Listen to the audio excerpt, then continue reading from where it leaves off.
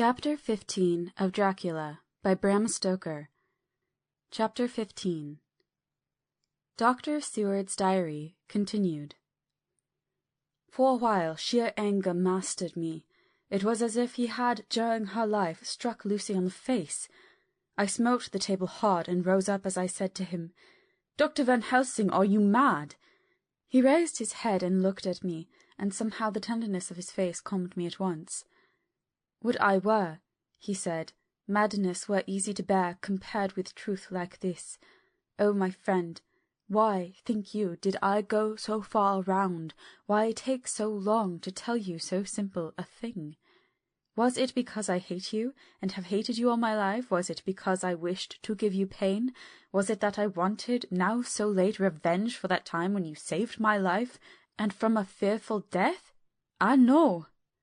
"Forgive me," said I. He went on, "My friend, it was because I wished to be gentle in the breaking to you, for I know that you have loved that so sweet lady. But even yet I do not expect you to believe. It is so hard to accept at once any abstract truth, that we may doubt such to be possible when we have always believed the no of it. It is more hard still to accept so sad a concrete truth, and of such a one as Miss Lucy. Tonight I go to prove it. Dare you come with me?"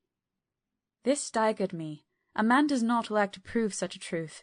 Byron accepted from the category jealousy. And prove the very truth he most abhorred. He saw my hesitation and spoke. "The logic is simple. No madman's logic this time, jumping from tussock to tussock in a misty bog. If it be not true, then proof will be relief. At worst it will not harm. If it be true, ah, there is the dread. Yet very dread should help my cause, for in it is some need of belief. Some I tell you. Come, I tell you what I propose. First, that we go off now, and see that child in the hospital. Dr. Vincent of the North Hospital, where the papers say the child is friend of mine, and I think of yours since you were in class at Amsterdam. He will let 2 scientists see his case, if he will not let 2 friends. We shall tell him nothing, but only that we wish to learn, and then—" he took a key from his pocket and held it up, "and then we spend the night, you and I, in the churchyard where Lucy lies. This is the key that lock the tomb. I had it from the coffin man to give to Arthur." My heart sank within me, for I felt that there was some fearful ordeal before us. I could do nothing, however, so I plucked up what heart I could and said that we had better hasten, as the afternoon was passing. We found the child awake. It had had a sleep and taken some food, and altogether was going on well. Dr. Vincent took the bandage from its throat and showed us the punctures. There was no mistaking of the similarity to those which had been on Lucy's throat. They were smaller, and the edges looked fresher, that was all. We asked Vincent to what he attributed them, and he replied that it must have been a bite of some animal, perhaps a rat, but, for his own part, he was inclined to think that it was one of the bats which are so numerous on the northern heights of London. Out of so many harmless ones, he said, there may be some wild specimen from the south, of a more malignant species. Some sailor may have brought one home, and it managed to escape, or, even from the zoological gardens, a young one may have got loose. Or one be bred there from a vampire. These things do occur, you know. Only 10 days ago a wolf got out, and was, I believe, traced up in this direction.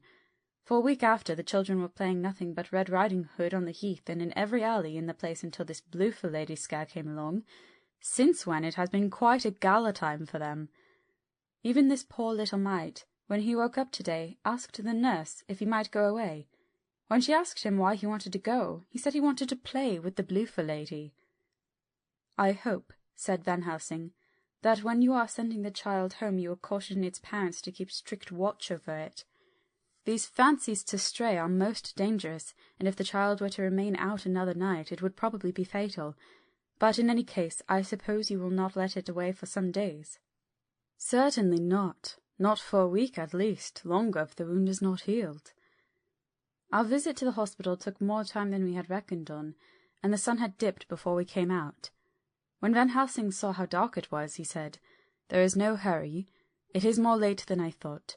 Come, let us seek somewhere that we may eat, and then we shall go on our way.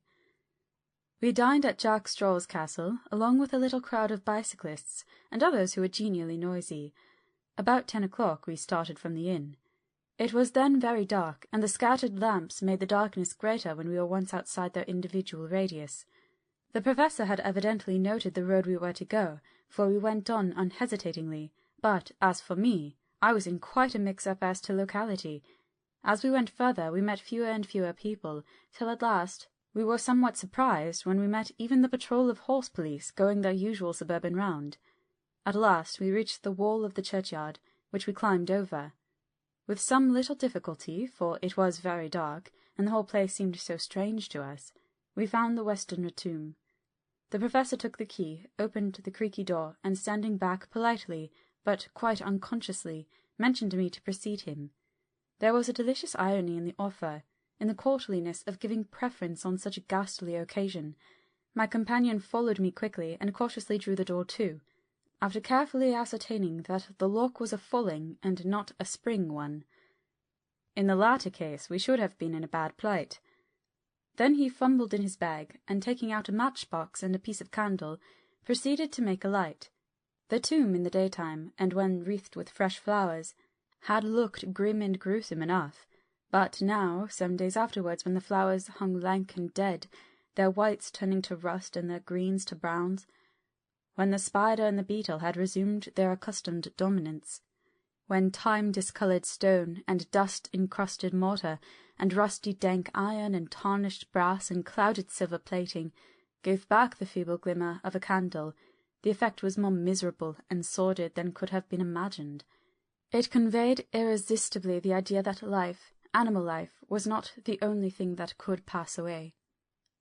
Van Helsing went about his work systematically, holding his candle so that he could read the coffin plates, and so holding it that the sperm dropped off in white patches which congealed as they touched the metal. He made assurance of Lucy's coffin, another search in his bag, and he took out a turnscrew. "What are you going to do?" I asked. "To open the coffin. You shall yet be convinced." Straightway he began taking out the screws, and finally lifted off the lid, showing the casing of lead beneath. The sight was almost too much for me. It seemed to be as much an affront to the dead as it would have been to have stripped off her clothing in her sleep whilst living. I actually took hold of his hand to stop him. He only said, "You shall see," and again fumbling in his bag, took out a tiny fret saw. Striking the turnscrew through the lead with a swift downward stab which made me wince, he made a small hole which was, however, big enough to admit the point of the saw. I had expected a rush of gas from the weak old corpse. We doctors, who have had to study our dangers, have to become accustomed to such things, and I drew back towards the door. But the Professor never stopped for a moment. He sawed down a couple of feet along one side of the lead coffin, and then across and down the other side. Taking the edge of the loose flange, he bent it back towards the front of the coffin, and holding up the candle to the aperture, motioned to me to look. I drew near and looked. The coffin was empty. It was certainly a surprise to me, and gave me a considerable shock, but Van Helsing was unmoved. He was now more sure than ever of his ground, and so emboldened to proceed in his task. "Are you satisfied now, friend John?" he asked. I felt all the dogged argumentativeness of my nature awake within me as I answered him. "I am satisfied that Lucy's body is not in that coffin, but that only proves one thing." "And what is that, friend John?" "That it is not there." "That is good logic," he said, "as far as it goes. But how can you, account for it not being there?" "Perhaps a body-snatcher," I suggested. "Some of the undertaker's people may have stolen it." I felt that I was speaking folly, and yet it was the only real cause which I could suggest. The Professor sighed. "Ah, well," he said, "we must have more proof. Come with me." He put on the coffin lid again, gathered up all his things, and placed them in the bag, blew out the light, and placed the candle also in the bag. We opened the door and went out. Behind us he closed the door and locked it. He handed me the key, saying, "Will you keep it? You had better be assured." I laughed. It was not a very cheerful laugh, I am bound to say, as I motioned him to keep it. "A key is nothing," I said. "There may be duplicates, and anyhow it is not difficult to pick a lock of that kind." He said nothing, but put the key in his pocket. Then he told me to watch at one side of the churchyard whilst he would watch at the other. I took up my place behind a yew tree, and I saw his dark figure move until the trees hid it from my sight. It was a lonely vigil. Just after I had taken my place, I heard a distant clock strike 12, and in time came 1 and 2. I was chilled and unnerved, and angry with the Professor for taking me on such an errand, and with myself for coming. I was too cold and too sleepy to be keenly observant, and not sleepy enough to betray my trust, so altogether I had a dreary, miserable time.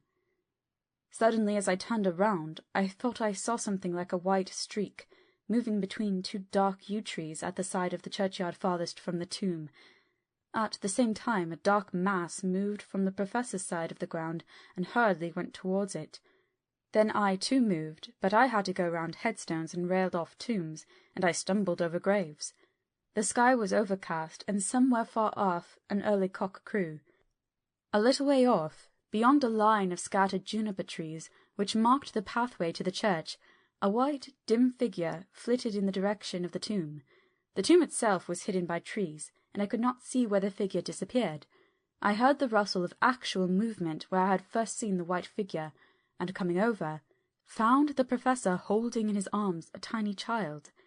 When he saw me, he held it out to me and said, "Are you satisfied now?" "No," I said, in a way that I felt was aggressive. "Do you not see the child?" "Yes, it is a child, but who brought it here? And is it wounded?" I asked. "We shall see," said the Professor, and with one impulse we took our way out of the churchyard, he carrying the sleeping child. When we had got some little distance away, we went into a clump of trees and struck a match, and looked at the child's throat. It was without a scratch or scar of any kind.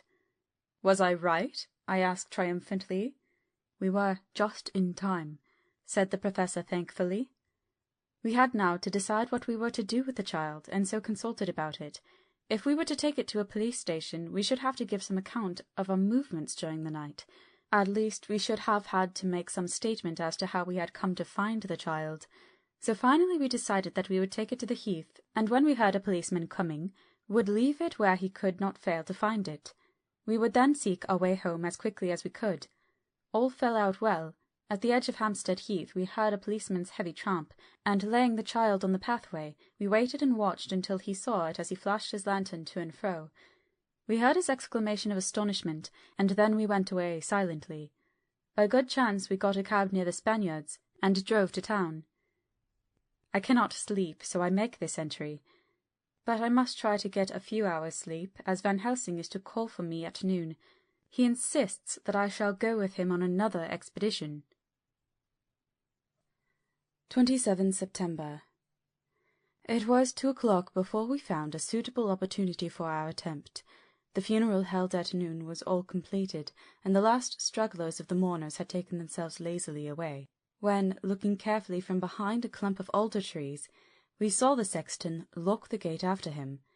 We knew then that we were safe till morning did we desire it, but the Professor told me that we should not want more than an hour at most. Again I felt that horrid sense of the reality of things, in which any effort of imagination seemed out of place, and I realized distinctly the perils of the law which we were incurring in our own unhallowed work. Besides, I felt it was all so useless. Outrageous as it was to open a laden coffin, to see if a woman dead nearly a week were really dead, it now seemed the height of folly to open the tomb again, when we knew, from the evidence of our own eyesight, that the coffin was empty. I shrugged my shoulders, however, and rested silent, for Van Helsing had a way of going on his own road, no matter who remonstrated. He took the key, opened the vault, and again courteously motioned me to proceed. The place was not so gruesome as last night, but, oh, how unutterably mean-looking when the sunshine streamed in. Van Helsing walked over to Lucy's coffin, and I followed. He bent over and again forced back the leaden flange, and then a shock of surprise and dismay shot through me. There lay Lucy, seemingly just as we had seen her the night before her funeral, She was, if possible, more radiantly beautiful than ever, and I could not believe that she was dead. The lips were red, nay, redder than before, and on the cheeks was a delicate bloom. "Is this a juggle?" I said to him. "Are you convinced now?" said the Professor in response, and as he spoke he put over his hand, and in a way that made me shudder, pulled back the dead lips, and showed the white teeth.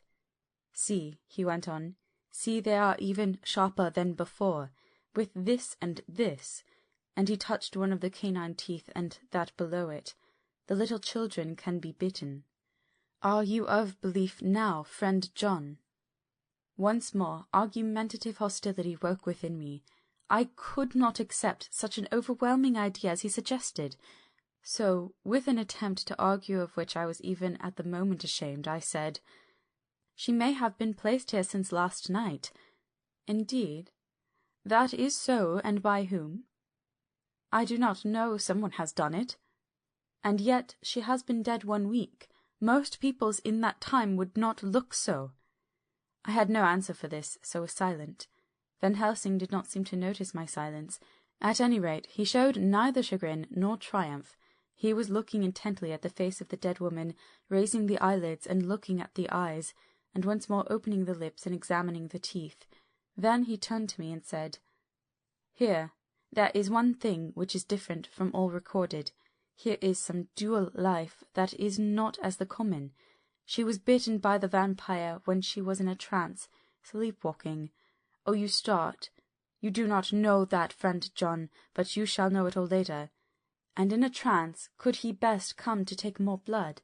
In trance she died, and in trance she is undead too. So it is that she differ from all other. Usually when the undead sleep at home." As he spoke, he made a comprehensive sweep of his arm to designate what to a vampire was home. "Their face show what they are, but this so sweet, that was when she was not undead, she go back to the nothings of the common dead. There is no malign here, see. And so it make hard that I must kill her in her sleep." This turned my blood cold, and it began to dawn upon me that I was accepting Van Helsing's theories. But if she were really dead, what was there of terror in the idea of killing her? He looked up at me, and evidently saw the change in my face, for he said almost joyously, "Ah, you believe now." I answered, "Do not press me too hard all at once. I am willing to accept. How will you do this bloody work?" "I shall cut off her head and fill her mouth with garlic, and I shall drive a stake through her body." It made me shudder to think of so mutilating the body of a woman whom I had loved, and yet the feeling was not so strong as I had expected. I was, in fact, beginning to shudder at the presence of this being, this undead, as Van Helsing called it, and to loathe it. Is it possible that love is all subjective, or all objective?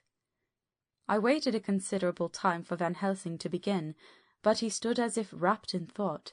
Presently he closed the hatch of his bag with a snap and said, "I have been thinking, and have made up my mind as to what is best. If I did simply follow my inclining, I would do now, at this moment, what is to be done, but there are other things to follow, and things that are 1,000 times more difficult in that them we do not know. This is simple. She have yet no life taken, though that is of time, and to act now would be to take danger from her forever. But then we may have to want Arthur, and how shall we tell him of this? If you, who saw the wounds on Lucy's throat, and saw the wounds so similar on the child's at the hospital, if you, who saw the coffin empty last night, and full to-day with a woman who have not changed only to be more rose and more beautiful in a whole week after she die, if you know of this, and know of the white figure last night that brought the child to the churchyard, and yet of your own senses you did not believe, how, then, can I expect Arthur, who know none of these things, to believe? He doubted me when I took him from her kiss when she was dying.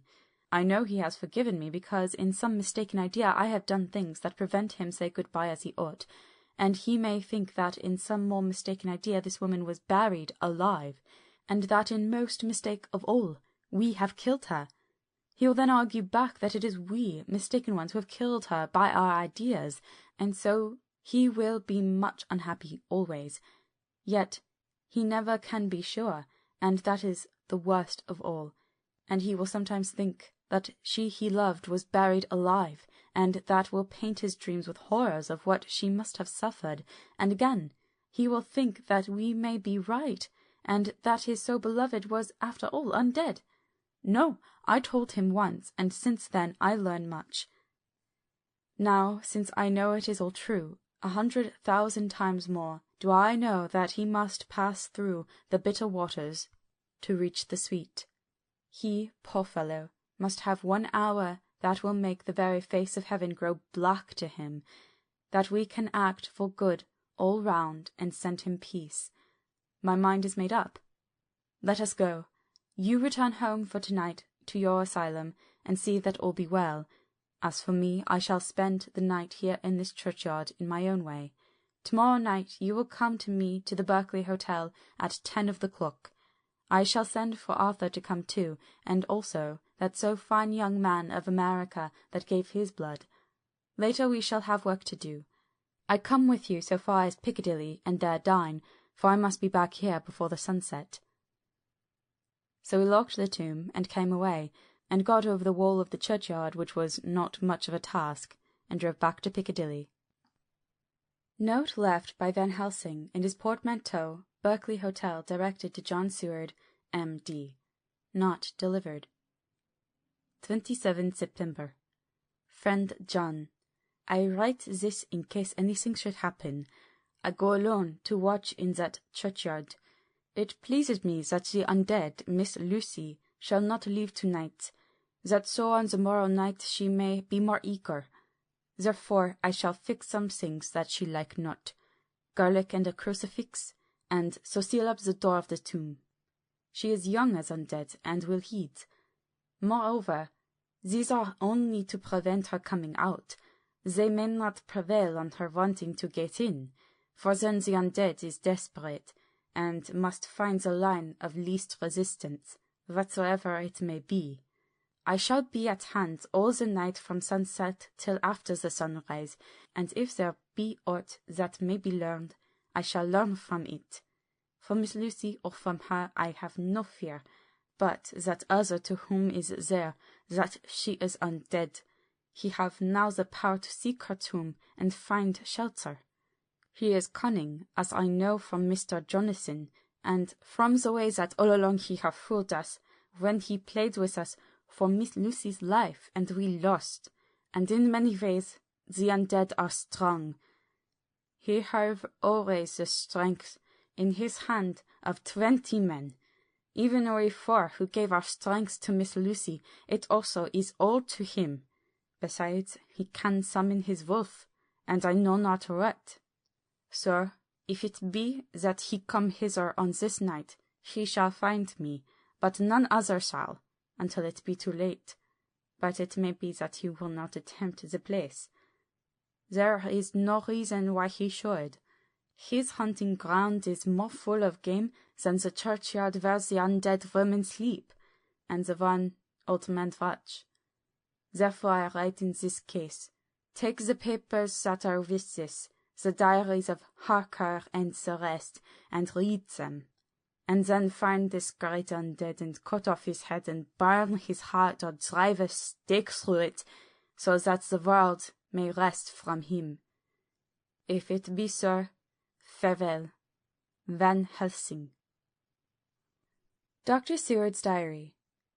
28 September. It is wonderful what a good night's sleep will do for one. Yesterday I was almost willing to accept Van Helsing's monstrous ideas, but now they seem to start out lurid before me as outrages on common sense. I have no doubt that he believes it all. I wonder if his mind can have become in any way unhinged. Surely there must be some rational explanation of all these mysterious things. Is it possible that the Professor can have done it himself? He is so abnormally clever that if he went off his head he would carry out his intent with regard to some fixed idea in a wonderful way. I am loath to think it, and indeed it would be almost as great a marvel as the other to find that Van Helsing was mad. but anyhow I shall watch him carefully. I may get some light on the mystery. 29 September morning. Last night, a little before 10 o'clock, Arthur and Quincy came into Van Helsing's room. He told us all he wanted us to do, but especially addressing himself to Arthur, as if all our wills were centred in his. He began by saying that he hoped we would all come with him too, for, he said, there is a grave duty to be done there. You were doubtless surprised at my letter? His query was directly addressed to Lord Godalming. I was. It rather upset me for a bit. There has been so much trouble round my house of late that I could do without any more. I have been curious, too, as to what you mean. Quincy and I talked it over, but the more we talked, the more puzzled we got. Till now I can say for myself that I'm about up a tree as to any meaning about anything. Me too, said Quincy Morris laconically.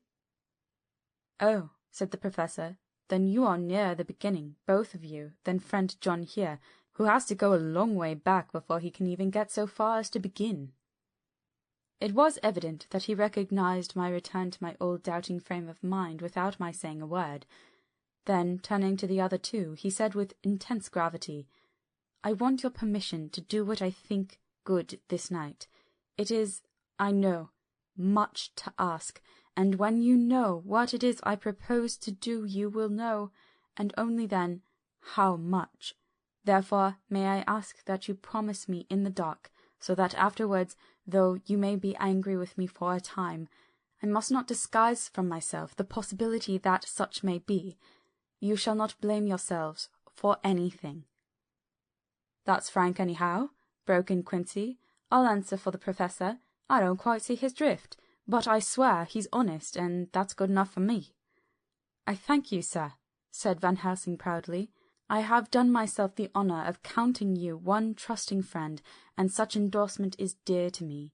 He held out a hand, which Quincy took. Then Arthur spoke out. Dr. Van Helsing, I don't quite like to buy a pig in a poke, as they say in Scotland, and if it be anything in which my honour as a gentleman or my faith as a Christian is concerned, I cannot make such a promise.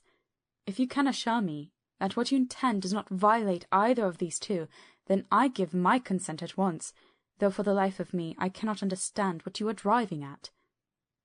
I accept your limitation, said Van Helsing, and all I ask of you is that if you feel it necessary to condemn any act of mine, you will first consider it well, and be satisfied that it does not violate your reservations. Agreed, said Arthur. That is only fair. And now that the pourparlers are over, may I ask what it is we are to do? I want you to come with me, and to come, in secret, to the churchyard at Kingstead. Arthur's face fell as he said in an amazed sort of way, Where poor Lucy is buried. The Professor bowed. Arthur went on. And when there? To enter the tomb. Arthur stood up. Professor, are you in earnest, or is it some monstrous joke? Pardon me. I see that you are in earnest. He sat down again, but I could see that he sat firmly and proudly, as one who is on his dignity. There was silence until he asked again. And when in the tomb? To open the coffin. This is too much, he said, angrily rising again. I am willing to be patient in all things that are reasonable, but in this desecration of the grave of one who— He fairly choked with indignation. The Professor looked pityingly at him. If I could spare you one pang, my poor friend, he said, God knows I would. But this night our feet must tread on thorny paths, or later, and forever, the feet you love must walk in paths of flame. Arthur looked up with set white face and said, Take care, sir, take care. Would it not be well to hear what I have to say? Said Van Helsing. And then you will at least know the limit of my purpose. Shall I go on? That's fair enough, broke in Morris. After a pause, Van Helsing went on, evidently with an effort. Miss Lucy is dead. Is it not so? Yes. Then there can be no wrong in her. But if she be not dead— Arthur jumped to his feet. Good God! He cried. What do you mean? Has there been any mistake? Has she been buried alive?" He groaned in anguish that not even hope could soften. "I did not say she was alive, my child. I did not think it. I go no further than to say that she might be undead." "Undead? Not alive? What do you mean? Is this all a nightmare, or what is it?" "There are mysteries which men can only guess at, which, age by age, they may solve only in part. Believe me, we are now on the verge of one, but I have not done. May I cut off the head of dead Miss Lucy?" "Heavens and earth, no!" cried Arthur in a storm of passion. "Not for the wide world will I consent to any mutilation of a dead body. Dr. Van Helsing, you try me too far. What have I done to you that you should torture me so?" "What did that poor, sweet girl do, that you should want to cast such dishonour on her grave? Are you mad that speak of such things, or am I mad to listen to them? Don't dare to think more of such a desecration. I shall not give my consent to anything you do, and I have a duty to do in protecting her grave from outrage, and by God I shall do it." Van Helsing rose up from where he had all the time been seated, and said gravely and sternly, "My Lord of Godalming, I, too, have a duty to do, a duty to others, a duty to you, a duty to the dead, and, by God, I shall do it. All I ask you now is that you come with me, that you look and listen, and if, when later I make the same request, you do not be more eager for its fulfilment even than I am, then I shall do my duty, whatever it may seem to me. And then, to follow of your lordship's wishes, I shall hold myself at your disposal to render an account to you, when and where you will." His voice broke a little, and he went on with a voice full of pity. "But I beseech you, do not go forth in anger with me. In a long life of acts which were often not pleasant to do, and which sometimes did wring my heart, I have never had so heavy a task as now.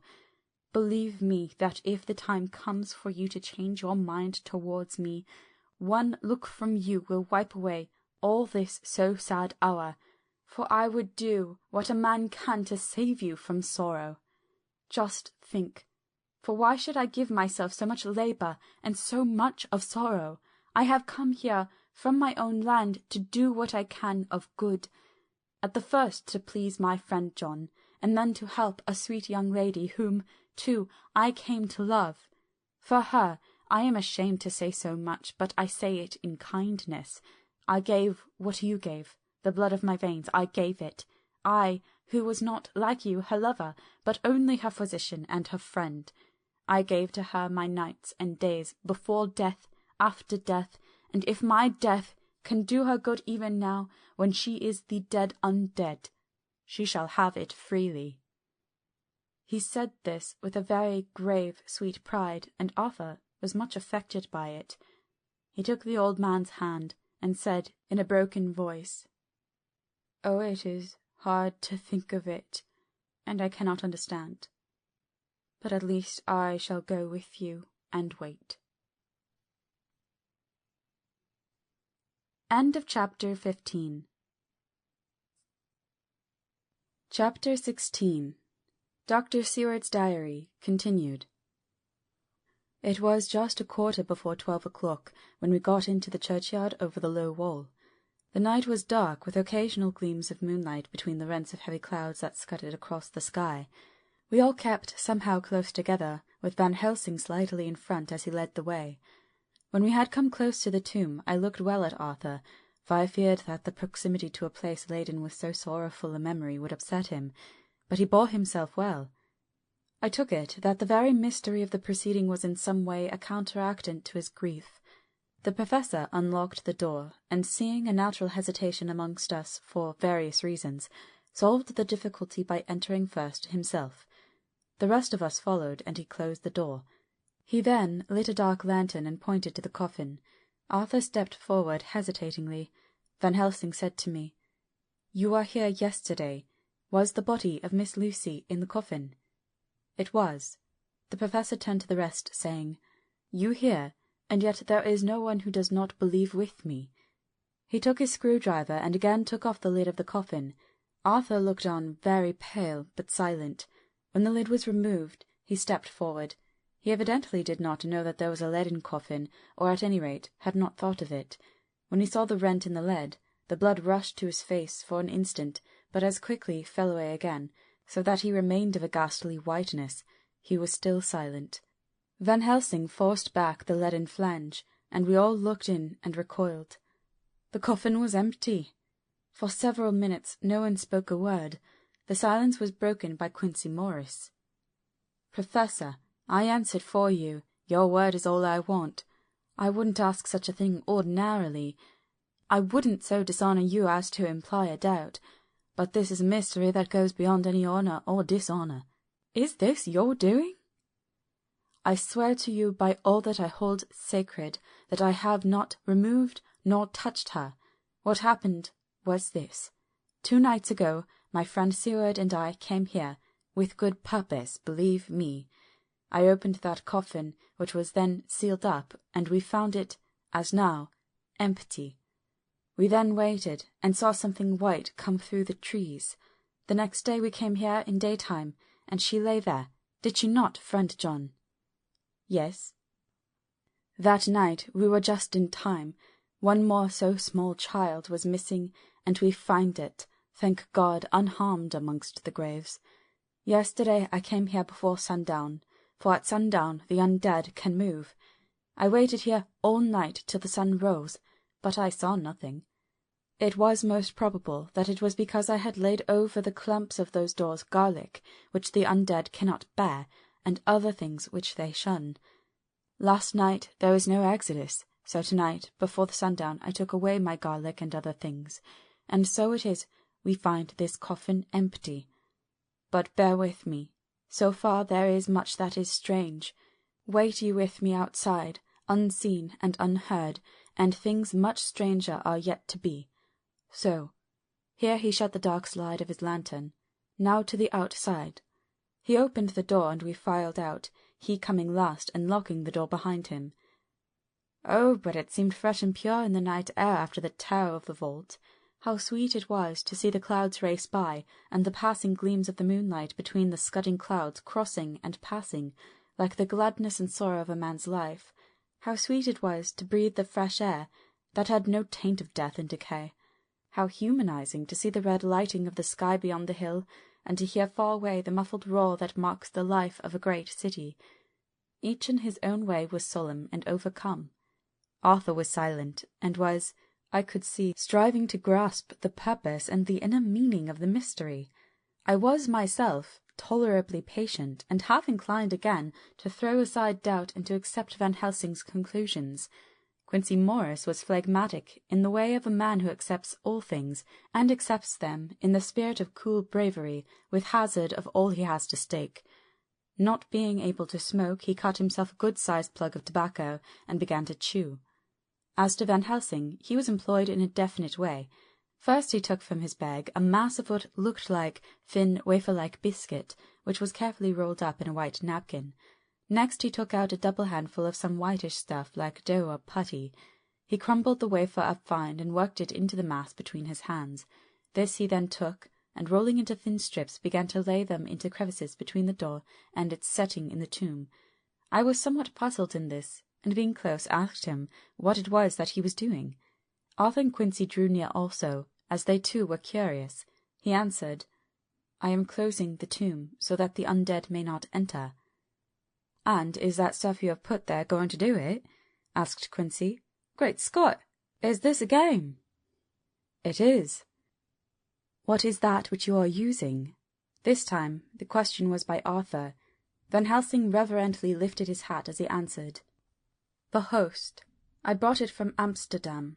I have an indulgence."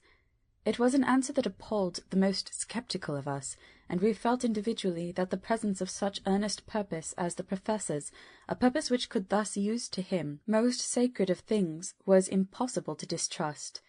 In respectful silence we took the places assigned to us close round the tomb, but, hidden from the sight of any one approaching, I pitied the others, especially Arthur.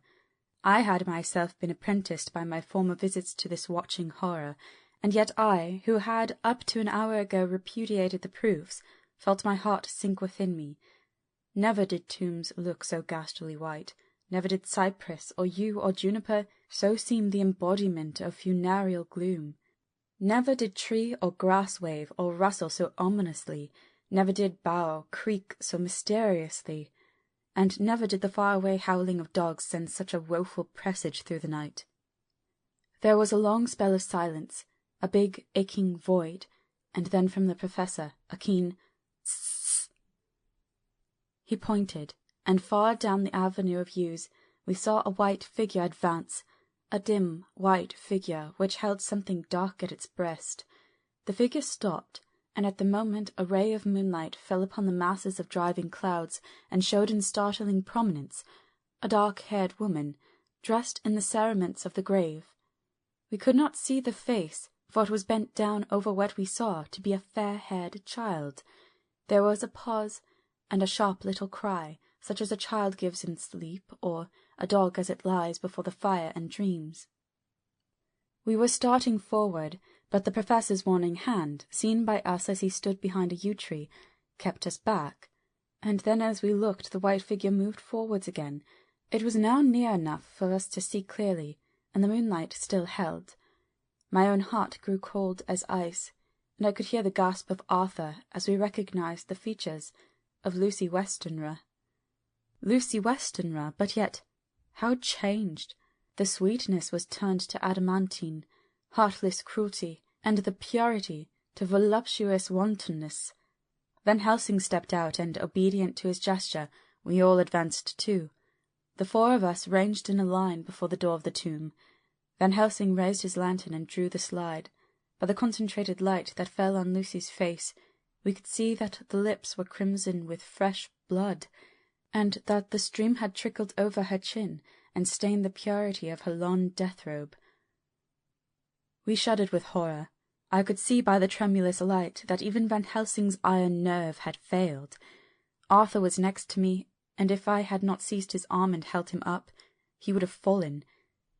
When Lucy, I call the thing that was before us Lucy because it bore her shape, saw us, she drew back with an angry snarl, such as a cat gives when taken unawares. Then her eyes ranged over us, Lucy's eyes in form and colour, but Lucy's eyes unclean and full of hell-fire, instead of the pure, gentle orbs we knew. At that moment the remnant of my love passed into hate and loathing. Had she then to be killed, I could have done it with savage delight. As she looked, her eyes blazed with unholy light, and the face became wreathed with a voluptuous smile. Oh God, how it made me shudder to see it! With a careless motion she flung to the ground, callous as a devil, the child that up to now she had clutched strenuously to her breast, growling over it as a dog growls over a bone. The child gave a sharp cry, and lay there moaning. There was a cold-bloodedness in the act which wrung a groan from Arthur. When she advanced to him with outstretched arms and a wanton smile, he fell back and hid his face in his hands. She still advanced, however, and with a languorous, voluptuous grace said, "Come to me, Arthur. Leave these others and come to me. My arms are hungry for you. Come, and we can rest together. Come, my husband, come." There was something diabolically sweet in her tones, something of the tingling of glass when struck, which rang through the brains even of us who heard the words addressed to another. As for Arthur, he seemed under a spell. Moving his hands from his face, he opened wide his arms. She was leaping for them when Van Helsing sprang forward and held between them his little golden crucifix. She recoiled from it, and, with a sudden distorted face full of rage, dashed past him as if to enter the tomb.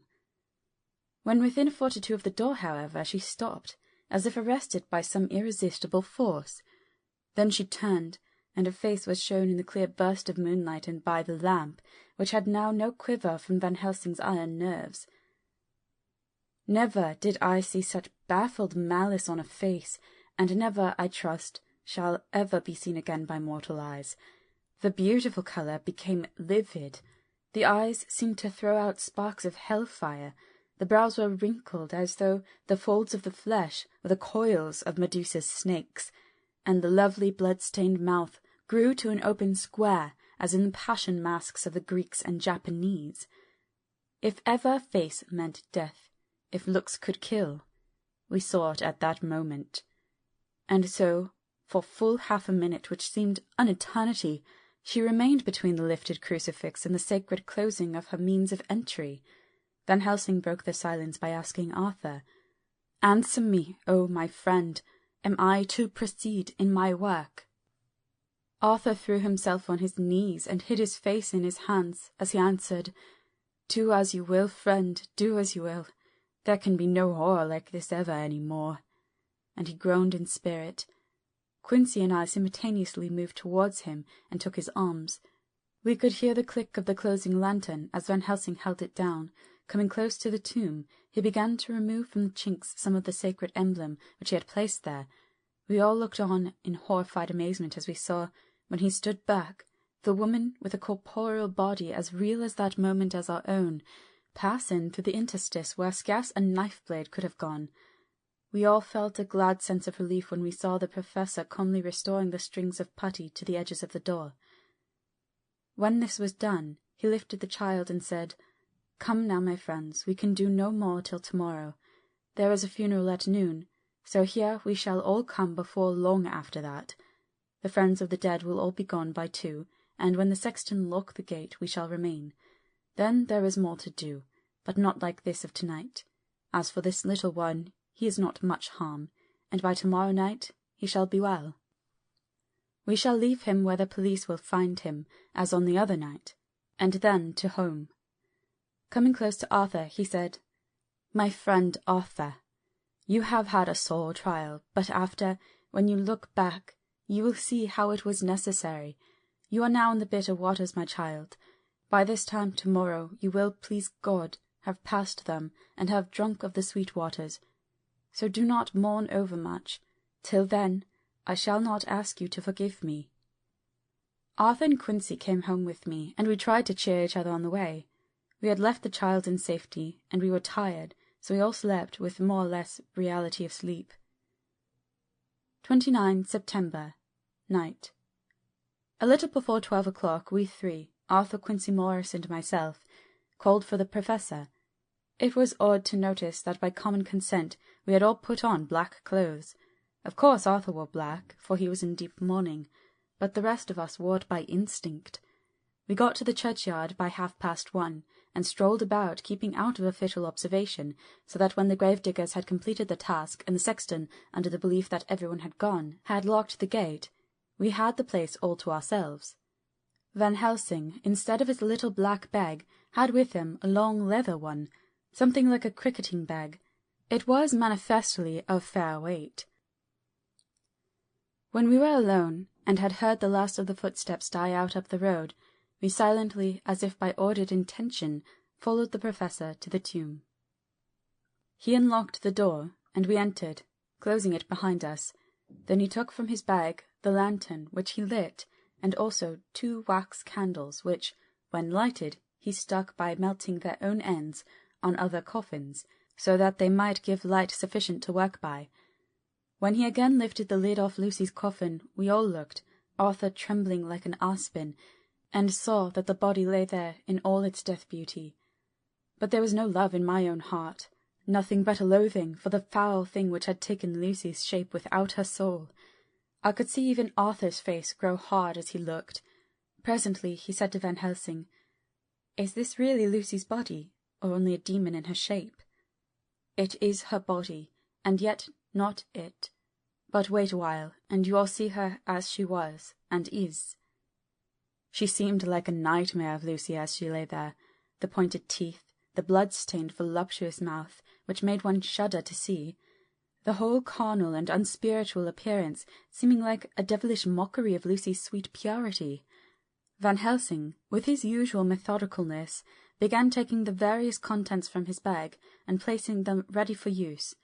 First he took out a soldering iron and some plumbing solder, and then a small oil lamp, which gave out, when lit in a corner of the tomb, gas which burned at a fierce heat with a blue flame, then his operating knives, which he placed to hand, and last a round wooden stake, some 2½ or 3 inches thick, and about 3 feet long.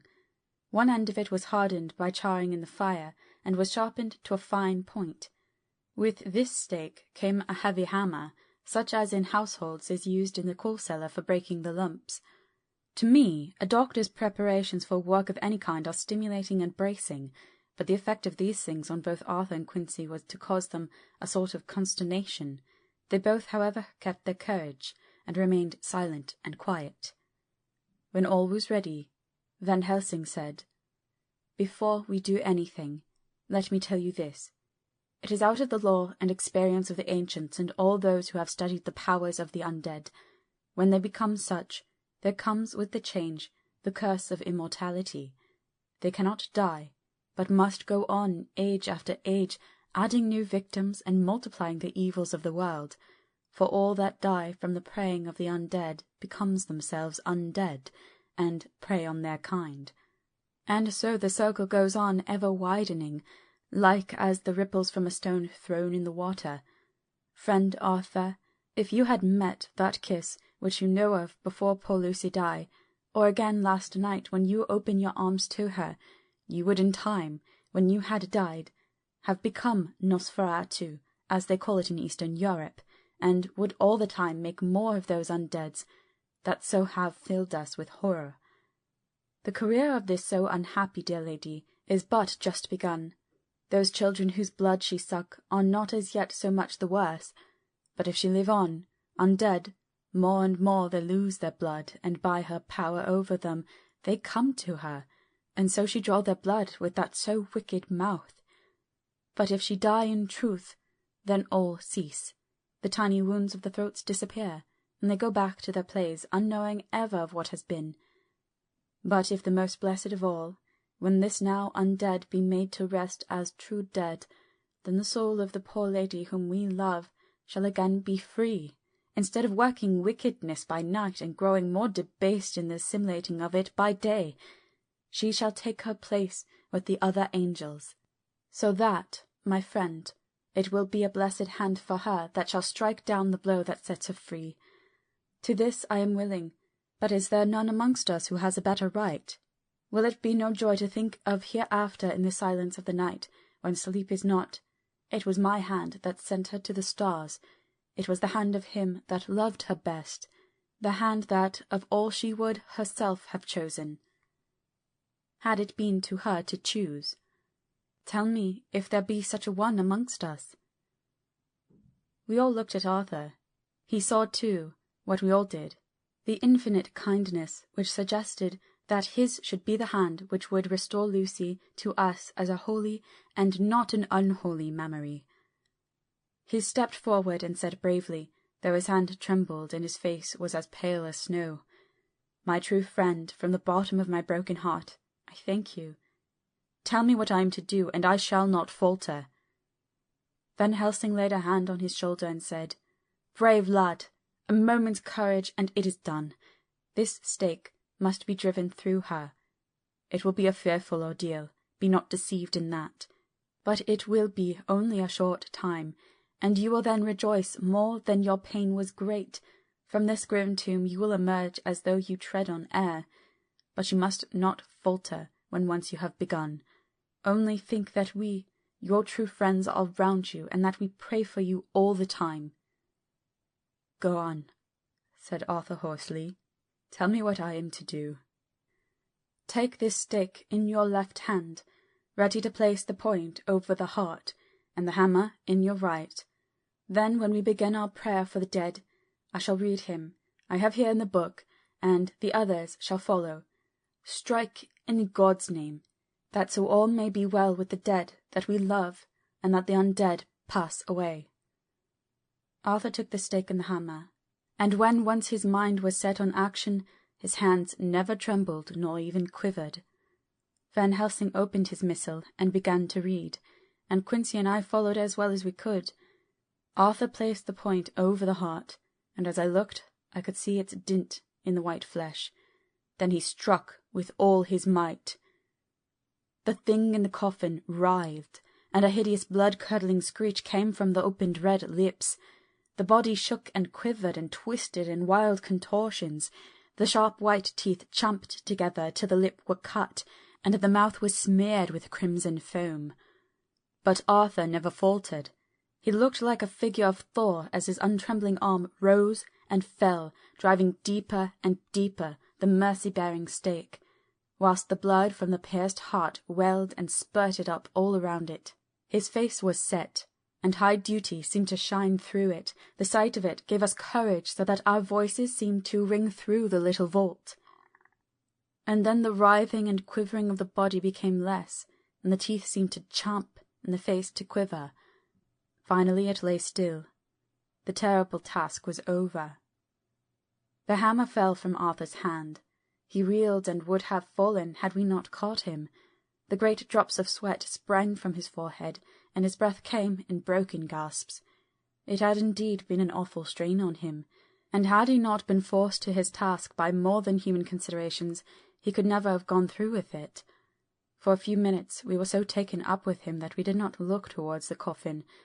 When we did, however, a murmur of startled surprise ran from one to the other of us. We gazed so eagerly that Arthur rose, for he had been seated on the ground, and came and looked too.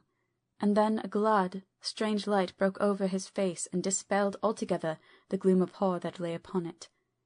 There, in the coffin, lay no longer the foul thing that we had so dreaded and grown to hate, that the work of her destruction was yielded as a privilege to the one best entitled to it, but Lucy, as we had seen her in her life, with a face unequalled sweetness and purity. True that there were there, as we had seen them in life, the traces of care and pain and waste, but these were all dear to us, for they marked her truth to what we knew. One and all we felt that the holy calm that lay like sunshine over the wasted face and form was only an earthly token, and a symbol of the calm that was to reign for ever.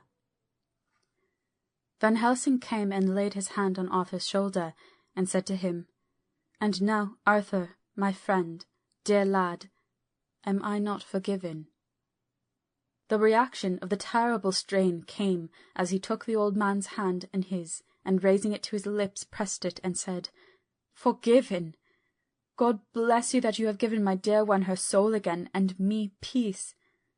He put his hands on the Professor's shoulder, and laying his head on his breast, cried for a while silently, whilst we stood unmoving. When he raised his head, Van Helsing said to him, "And now, my child, you may kiss her. Kiss her dead lips if you will, as she would have you to, if for her to choose. For it is not a grinning devil now, not any more a foul thing for all eternity. No longer is she the devil's undead. She is God's true dead, whose soul is with him." Arthur bent and kissed her, and then we sent him and Quincy out of the tomb, and the Professor and I sawed off the top of the stake, leaving the point of it in the body. Then we cut off the head and filled the mouth with garlic. We soldered up the leaden coffin, screwed on the coffin lid, and gathering up our belongings, came away. When the Professor locked the door, he gave the key to Arthur. Outside, the air was sweet, the sun shone, and the birds sang, and it seemed as if all nature were tuned to a different pitch. There was a gladness and mirth and peace everywhere, for we were at rest ourselves on one account, and we were glad, though it was with a tempered joy. Before we moved away, Van Helsing said, "Now, my friends, one step of our work is done, one the most harrowing to ourselves, but there remains a greater task. To find out the author of all this our sorrow, and to stamp him out. I have clues which we can follow, but it is a long task, and a difficult, and there is danger in it, and pain. Shall you not all help me? We have learned to believe, all of us, is it not so? And since so, do we not see our duty? Yes, and do we not promise to go on to the bitter end?" Each in turn we took his hand, and the promise was made. Then said the Professor as we moved off, "2 nights hence you shall meet with me and dine together at 7 of the clock with friend John. I shall entreat 2 others, 2 that you know not as yet, and I shall be ready to all our work show and our plans unfold. Friend John, you come with me home, for I have much to consult about, and you can help me. Tonight I leave for Amsterdam, but shall return tomorrow night, and then begins our great quest. But first I shall have much to say, so that you may know what is to do and to dread. Then our promise shall be made to each other anew, for there is a terrible task before us, and once our feet are on the ploughshare, we must not draw back. End of chapter 16. Chapter 17. Dr. Seward's Diary continued. When we arrived at the Berkeley Hotel, Van Helsing found a telegram waiting for him. Am coming up by train. Jonathan at Whitby. Important news. Mina Harker. The professor was delighted. Ah, that wonderful Madame Mina, he said. Pearl among women. She arrive, but I cannot stay. She must go to your house, friend John. You must meet her at the station. Telegraph her en route, so that she may be prepared. When the wire was dispatched, he had a cup of tea. Over it he told me of a diary kept by Jonathan Harker when abroad, and gave me a typewritten copy of it, as also Mrs. Harker's diary at Whitby. Take these, he said, and study them well. When I have returned, you will be master of all the facts, and we can then better enter our inquisition. Keep them safe, for there is in them much of treasure. You will need all your faith, even you who have had such an experience as that of today. What here is told, he laid his hand heavily and gravely on the packet of papers as he spoke, may be the beginning of the end to you and me and many another, or it may sound like the knell of the undead who walk the earth. Read all, I pray you, with the open mind, and if you can add in any way to the story here told, do so, for it is all important. You have kept diary of all these things so strange, is it not so? Yes, then we shall go through all these together when we meet. He then made ready for his departure, and shortly after drove off to Liverpool Street. I took my way to Paddington, where I arrived about 15 minutes before the train came in. The crowd melted away, after the bustling fashion common to arrival platforms, and I was beginning to feel uneasy, lest I might miss my guest, when a sweet-faced, dainty-looking girl stepped up to me and, after a quick glance, said, "Dr. Seward, is it not?" "And you are Miss Harker," I answered at once, whereupon she held out her hand. "I knew you from the description of poor dear Lucy, but—" She stopped suddenly, and a quick blush overspread her face. The blush that rose to my own cheeks somehow set us both at ease, for it was a tacit answer to her own. I got her luggage, which included a typewriter, and we took the Underground to Fenchurch Street, after I had sent a wire to my housekeeper to have a sitting-room and a bedroom prepared at once for Mrs. Harker. In due time we arrived. She knew, of course, that the place was a lunatic asylum, but I could see that she was unable to repress a shudder when we entered. She told me that, if she might, she would come presently to my study, as she had much to say. So here I am, finishing my entry in my phonograph diary whilst I await her. As yet I have not had the chance of looking at the papers which Van Helsing left with me, though they lie open before me. I must get her interested in something, so I may have an opportunity of reading them. She does not know how precious time is, or what a task we have in hand. I must be careful not to frighten her. Here she is. Mina Harker's Journal. 29 September. After I had tidied myself, I went down to Dr. Seward's study. At the door I paused a moment, for I thought I heard him talking with someone. As, however, he had pressed me to be quick, I knocked at the door, and on his calling out, "Come in," I entered. To my intense surprise, there was no one with him. He was quite alone, and on the table opposite him was what I knew at once from the description to be a phonograph. I had never seen one, and was much interested. "I hope I did not keep you waiting," I said, "but I stayed at the door as I heard you talking, and thought there was someone with you." "Oh," he replied with a smile, "I was only entering my diary." "Your diary?" I asked him in surprise. "Yes," he answered, "I keep it in this." As he spoke, he laid a hand on the phonograph. I felt quite excited over it, and blurted out, "Why, this beats even shorthand! May I hear it say something?" "Certainly," he replied with alacrity, and stood up to put it in train for speaking. Then he paused, and a troubled look overspread his face. "The fact is," he began awkwardly, "I only keep my diary in it, and as it is entirely, almost entirely, about my cases, it may be awkward. That is, I mean—" He stopped, and I tried to help him out of his embarrassment. "You helped to attend dear Lucy at the end. Let me hear how she died. For all that I know of her, I shall be very grateful. She was very, very dear to me." To my surprise, he answered, with a horror-struck look on his face, "Tell you of her death? Not for the wide world!" "Why not?" I asked, for some grave terrible feeling was coming over me. Again he paused, and I could see that he was trying to invent an excuse. At length he stammered out, "You see, I do not know how to pick out any particular part of the diary." Even while he was speaking, an idea dawned upon him, and he said with unconscious simplicity, in a different voice, and with the naivety of a child, "That's quite true upon my honour, honest Indian." I could not but smile, at which he grimaced. "I gave myself away that time," he said. "But do you know that, although I have kept the diary for months past, it never once struck me how I was going to find any particular part of it in case I wanted to look it up?"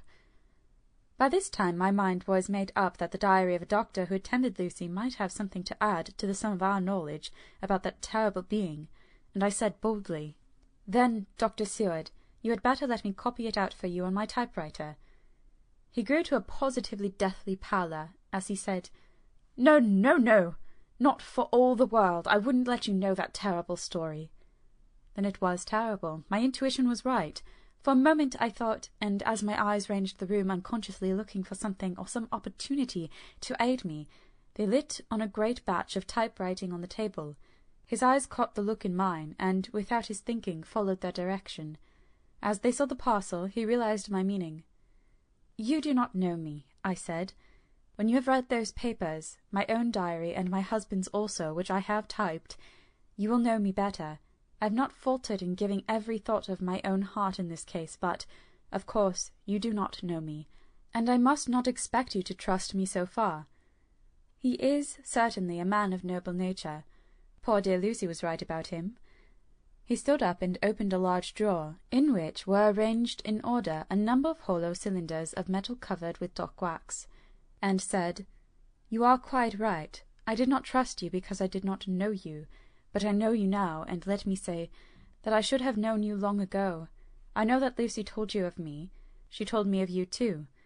May I make the only atonement in my power? Take the cylinders and hear them.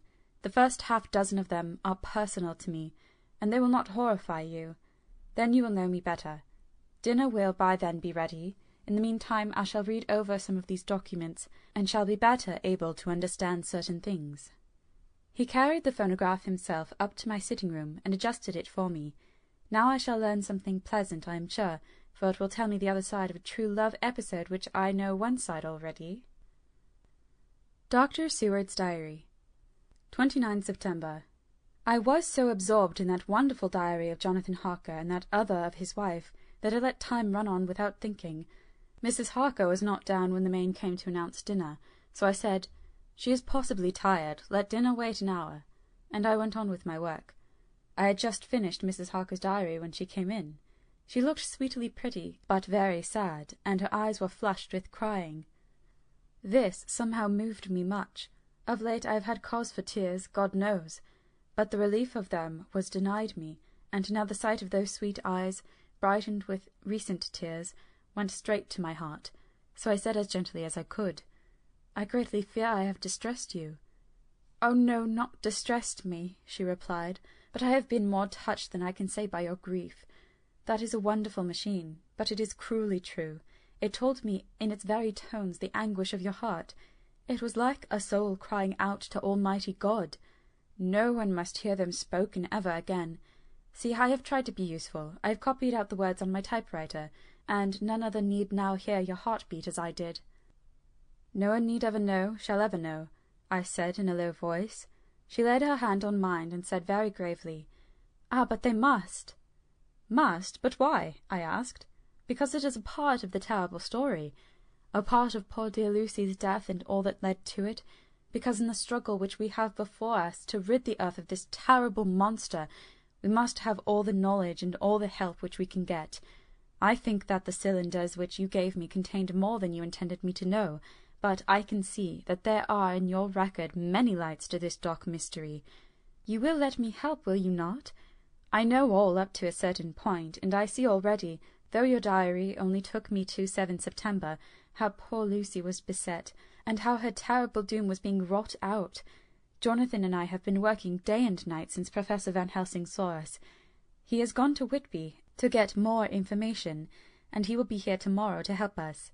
We need have no secrets amongst us. Working together and with absolute trust, we can surely be stronger than if some of us were in the dark. She looked at me so appealingly, and at the same time manifested such courage and resolution in her bearing, that I gave in at once to her wishes. "You shall," I said, "do as you like in the matter. God forgive me if I do wrong. There are terrible things yet to learn of. But if you have so far travelled on the road to poor Lucy's death, you will not be content, I know, to remain in the dark. Nay, the end, the very end, may give you a gleam of peace.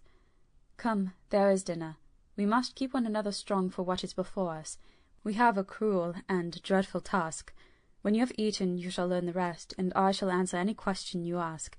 If there be anything which you do not understand, though it was apparent to us who are present." Mina Harker's Journal. 29 September. After dinner, I came with Dr. Seward to his study. He brought back the phonograph from my room, and I took my typewriter. He placed me in a comfortable chair, and arranged the phonograph so that I could touch it without getting up, and showed me how to stop it in case I wanted to pause. Then he very thoughtfully took a chair, with his back to me, so that I might be as free as possible, and began to read. I put the forked metal to my ears, and listened. When the terrible story of Lucy's death and all that followed was done, I lay back in my chair, powerless. Fortunately, I am not of a fainting disposition. When Dr. Seward saw me, he jumped up with a horrified exclamation, and hurriedly taking a case bottle from a cupboard, gave me some brandy, which in a few minutes somewhat restored me. My brain was all in a whirl, and only that there came through all the multitude of horrors the holy ray of light that my dear, dear Lucy was at last at peace. I do not think I could have borne it without making a scene. It is also wild and mysterious and strange that if I had not known Jonathan's experience in Transylvania, I could not have believed. As it was, I didn't know what to believe, and so got out of my difficulty by attending to something else. I took the cover off my typewriter and said to Dr. Seward, "Let me write this all out now. We must be ready for Dr. Van Helsing when he arrives. I have sent a telegram to Jonathan to come on here when he arrives in London from Whitby. In this matter, dates are everything, and I think that if we got all our material ready, and have every item put in chronological order, we shall have done much. You tell me that Lord Godalming and Mr. Morris are coming too. Let us be able to tell him when they come." He accordingly set out the phonograph at a slow pace, and I began to typewrite from the beginning of the 7th cylinder. I used manifold, and so took 3 copies of the diary, just as I had done with all the rest. It was late when I got through, but Dr. Seward went about his work of going his round of the patients. When he had finished, he came back and sat near me, reading, so that I did not feel too lonely whilst I worked. How good and thoughtful he is! The world seems to be full of good men, even if there are monsters in it. Before I left him, I remembered what Jonathan put in his diary of the Professor's perturbation at reading something in an evening paper at the station in Exeter. So, seeing that Dr. Seward kept his newspapers, I borrowed the files of the Westminster Gazette and the Pall Mall Gazette and took them to my room. I remember how much the Dailygraph and the Whitby Gazette, of which I had made cuttings, helped us to understand the terrible events at Whitby when Count Dracula landed, so I shall look through the evening papers since then, and perhaps I shall get some new light. I am not sleepy, and the work will help me to keep quiet. Dr. Seward's Diary. 30 September. Mr. Harker arrived at 9 o'clock. He had got his wife's wire just before starting. He is uncommonly clever, if one can judge from his face, and full of energy. If this journal be true, and, judging by one's own wonderful experiences, it must be, he is also a man of great nerve. That going down to the vault a second time was a remarkable piece of daring. After reading his account of it, I was prepared to meet a good specimen of manhood, but hardly the quiet, business-like gentleman who came here today. Later. After lunch, Harker and his wife went back to their own room, and as I passed a while ago I heard the click of the typewriter. They are hard at it. Mrs. Harker says they are knitting together in chronological order every scrap of evidence they have. Harker has got the letters between the consignee of the boxes at Whitby and the carriers in London who took charge of them. He is now writing his wife's typescript of my diary. I wonder what they make out of it. Here it is. Strange that it never struck me that the very next house might be the Count's hiding-place. Goodness knows that we have had enough clues from the conduct of the patient Renfield. The bundle of letters relating to the purchase of the house were with the typescript. Oh, if we had only had them earlier, we might have saved poor Lucy. Stop, that way madness lies. Harker has gone back and is again collating his material. He says that by dinner-time they will be able to show a whole connected narrative. He thinks that in the meantime I should see Renfield, as hitherto he has been a sort of index to the coming and going of the Count. I hardly see this yet, but when I get at the dates I suppose I shall. What a good thing that Mrs. Harker put my cylinders into type! We could never have found the dates otherwise. I found Renfield sitting placidly in his room with his hands folded, smiling benignly. At the moment he seemed as sane as anyone I ever saw. I sat down and talked with him on a lot of subjects, all of which he treated naturally. He then, of his own accord, spoke of going home, a subject he has never mentioned, to my knowledge, during his sojourn here. In fact, he spoke quite confidently of getting his discharge at once. I believe that, had I not had the chat with Harker and read the letters and the dates of his outbursts, I should have been prepared to sign for him after a brief time of observation. As it is, I am darkly suspicious. All these outbreaks were in some way linked with proximity of the Count. What then does this absolute content mean? Can it be that his instinct is satisfied as to the vampire's ultimate triumph? Stay, he is himself Zoophagous, and in his wild ravings outside the chapel door of the deserted house he always spoke of Master. This all seems confirmation of our idea. However, after a while I came away. My friend is just a little too sane at present to make it safe to probe him too deep with questions. He might begin to think, and then... So I came away. I mistrust these quiet moods of his, so I have given the attendant a hint to look closely after him, and to have a strait waistcoat ready in case of need. Jonathan Harker's Journal. 29 September. In train to London. When I received Mr. Billington's courteous message that he would give me any information in his power, I thought it best to go down to Whitby and make, on the spot, such inquiries as I wanted. It was now my object to trace that horrid cargo of the Count's to its place in London. Later we may be able to deal with it. Billington Junior, a nice lad, met me at the station and brought me to his father's house, where they had decided that I must stay the night. They are hospitable, with true Yorkshire hospitality. Give a guest everything, and leave him free to do as he likes. They all knew that I was busy, and that my stay was short, and Mr. Billington had ready in his office all the papers concerning the consignment of boxes. It gave me almost a turn to see again one of the letters which I had seen on the Count's table before I knew of his diabolical plans. Everything had been carefully thought out, and done systematically and with precision. He seemed to have been prepared for every obstacle which might be placed by accident in the way of his intentions being carried out. To use an Americanism, he had taken no chances, and the absolute accuracy with which his instructions were fulfilled was simply the logical result of his care. I saw the invoice and took note of it. 50 cases of common earth, to be used for experimental purposes.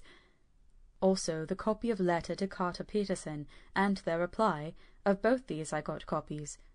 This was all the information Mr. Billington could give me, so I went down to the port and saw the coastguards, the customs officers and the harbour master. They had all something to say of the strange entry of the ship, which is already taking its place in local tradition, but no one could add to this simple description 50 cases of common earth. I then saw the station-master, who kindly put me in communication with the men who had actually received the boxes. Their tally was exact with the list, and they had nothing to add except that the boxes were main and mortal heavy, and that shifting them was dry work.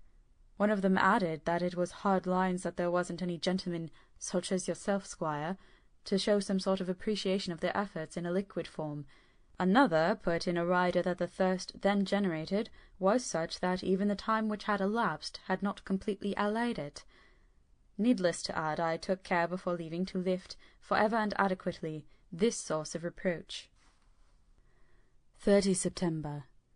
The station-master was good enough to give me a line to his old companion, the station-master at King's Cross, so that, when I arrived there in the morning, I was able to ask him about the arrival of the boxes.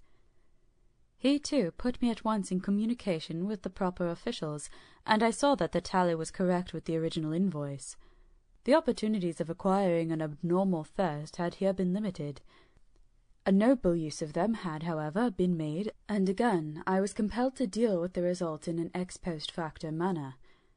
From thence I went on to Carter Patterson's central office, where I met with the utmost courtesy. They looked up the transaction in the day-book and letter-book, and at once telephoned to their King's Cross office for more details. By good fortune, the men who did the teaming were waiting for work, and the official at once sent them over, sending also by one of them the way-bill and all the papers connected with the delivery of the boxes at Carfax.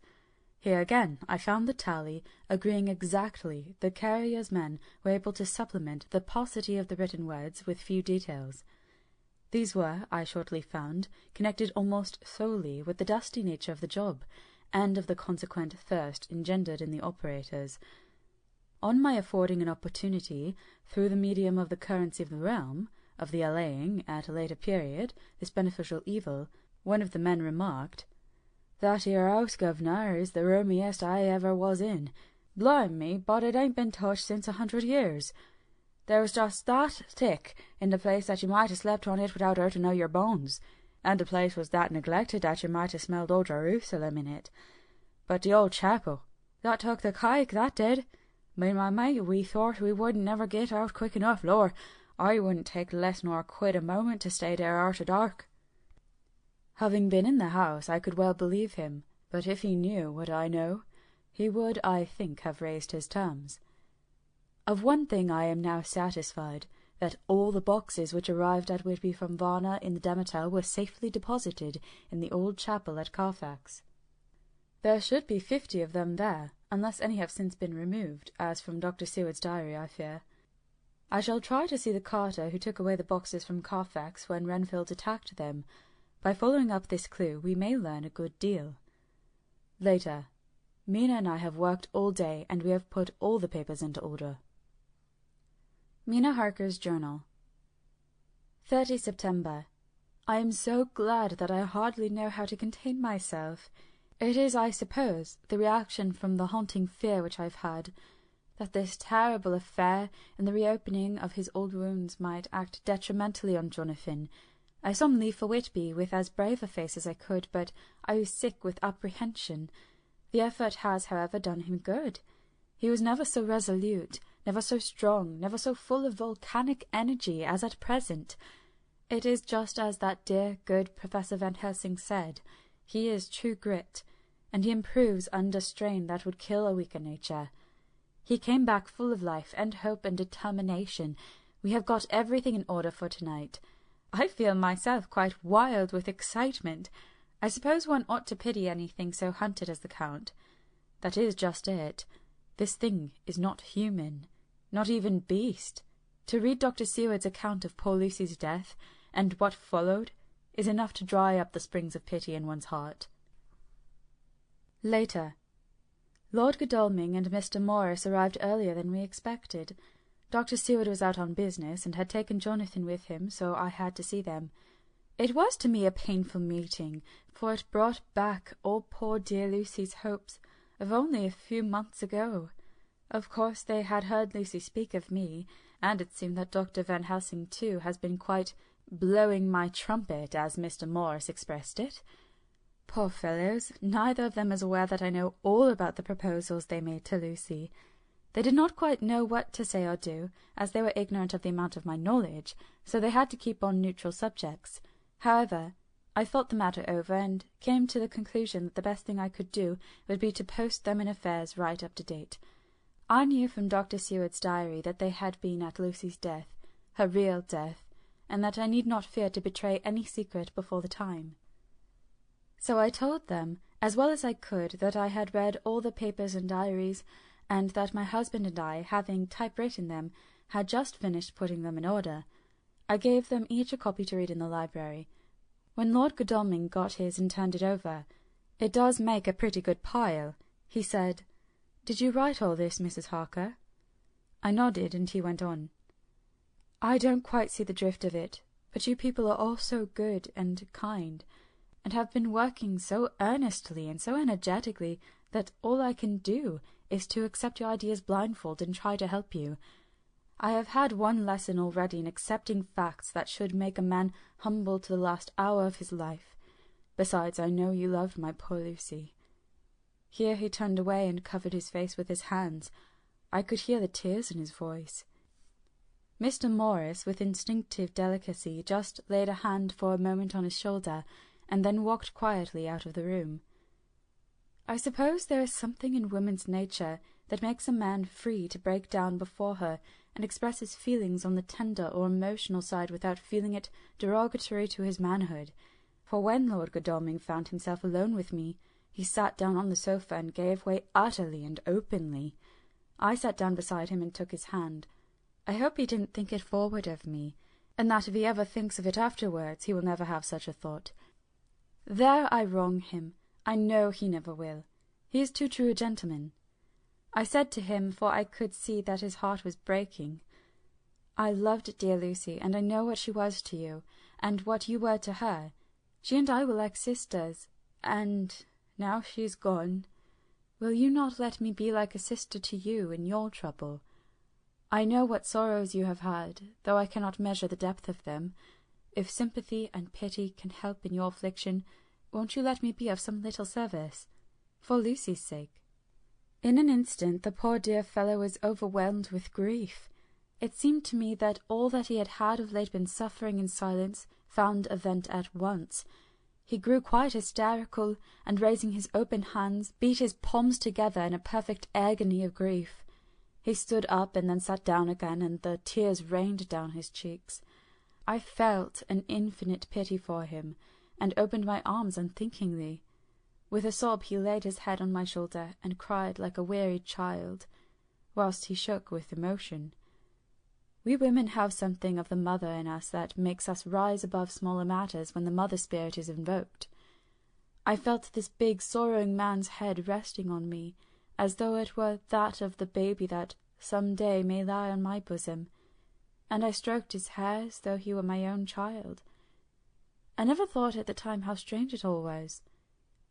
After a little bit his sobs ceased, and he raised himself with an apology, though he made no disguise of his emotion. He told me that for days and nights past, weary days and sleepless nights, he had been unable to speak with anyone, as a man must speak in his time of sorrow. There was no woman whose sympathy could be given to him, or with whom, owing to the terrible circumstances with which his sorrow was surrounded, he could speak freely. "I know now how I suffered," he said as he dried his eyes, "but I do not know even yet, and none other can ever know, how much your sweet sympathy has been to me today. I shall know better in time, and believe me that, though I am not ungrateful now, my gratitude will grow with my understanding. You will let me be like a brother, will you not, for all our lives, for dear Lucy's sake?" "For dear Lucy's sake," I said as we clasped hands. "Ay, and for your own sake," he added, "for if a man's esteem and gratitude are ever worth the winning, you have won mine today. If ever the future shall bring to you a time when you need a man's help, believe me, you will not call in vain. God grant that no such time may ever come to you to break the sunshine of your life, but if it should ever come, promise me that you will let me know." He was so earnest, and his sorrow was so fresh that I felt it would comfort him, so I said, "I promise." As I came along the corridor, I saw Mr. Morris looking out of a window. He turned as he heard my footsteps. "How's Art?" he said. Then noticing my red eyes, he went on, "Ah, I see you have been comforting him. Poor old fellow, he needs it.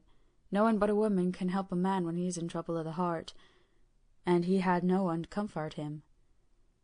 He bore his own trouble so bravely that my heart bled for him. I saw the manuscript in his hand, and I knew that when he read it, he would realize how much I knew. So I said to him, "I wish I could comfort all who suffer from the heart.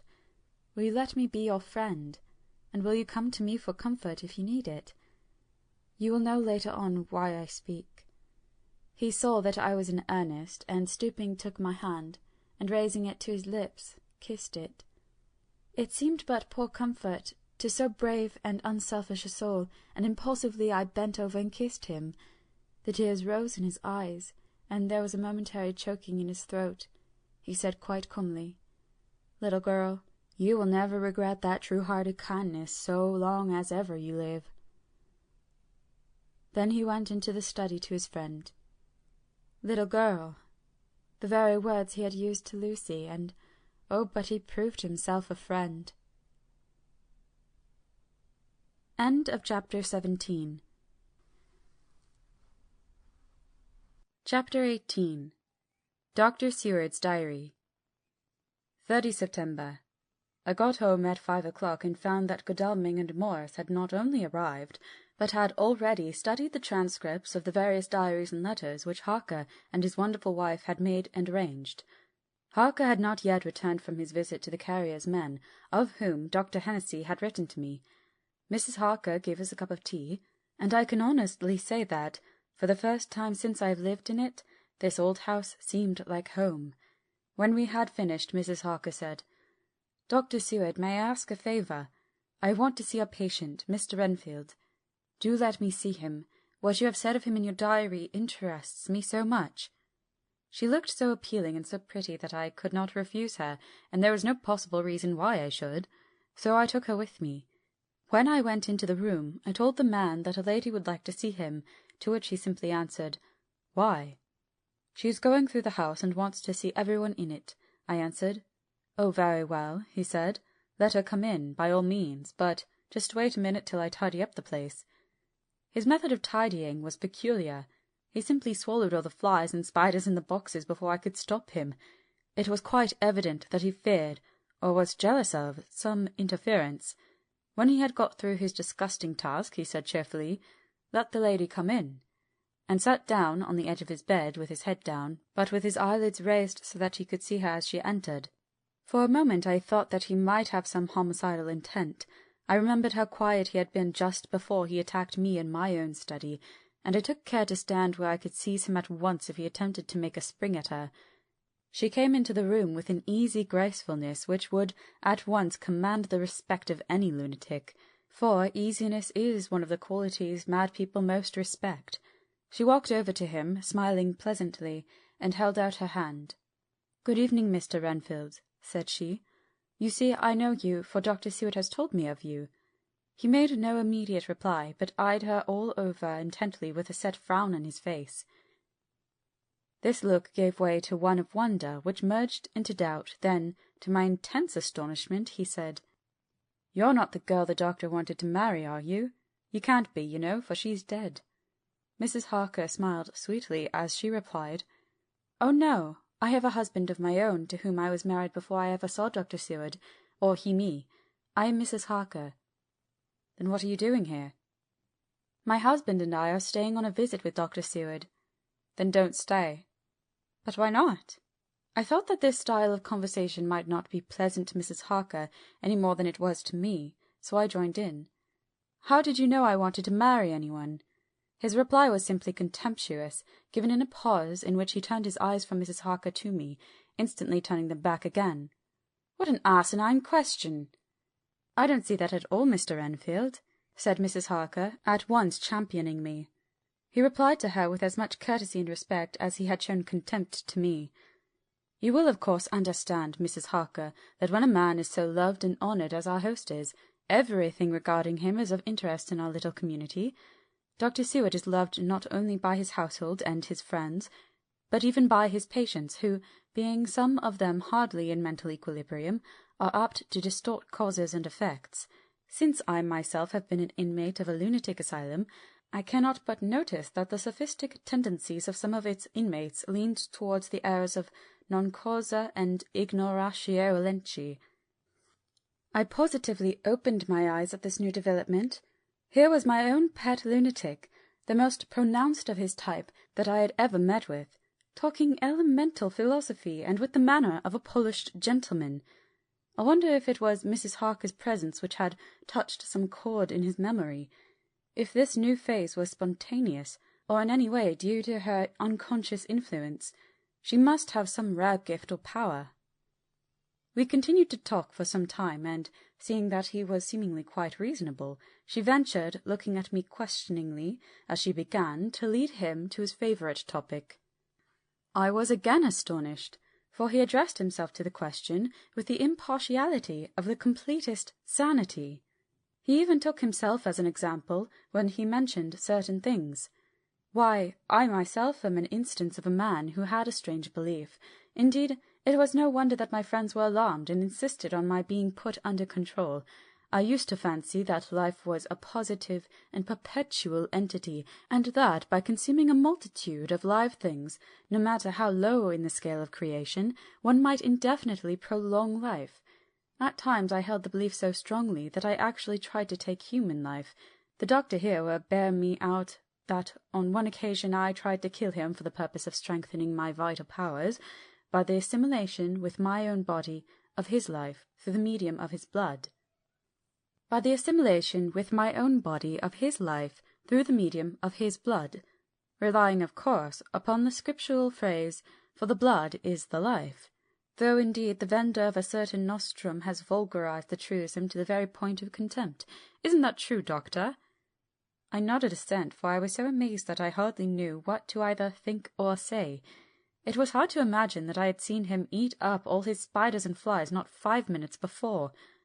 Looking at my watch, I saw that I should go to the station to meet Van Helsing, so I told Mrs. Harker that it was time to leave. She came at once after saying pleasantly to Mr. Enfield, "Good-bye, and I hope I may see you often, under auspices pleasanter to yourself."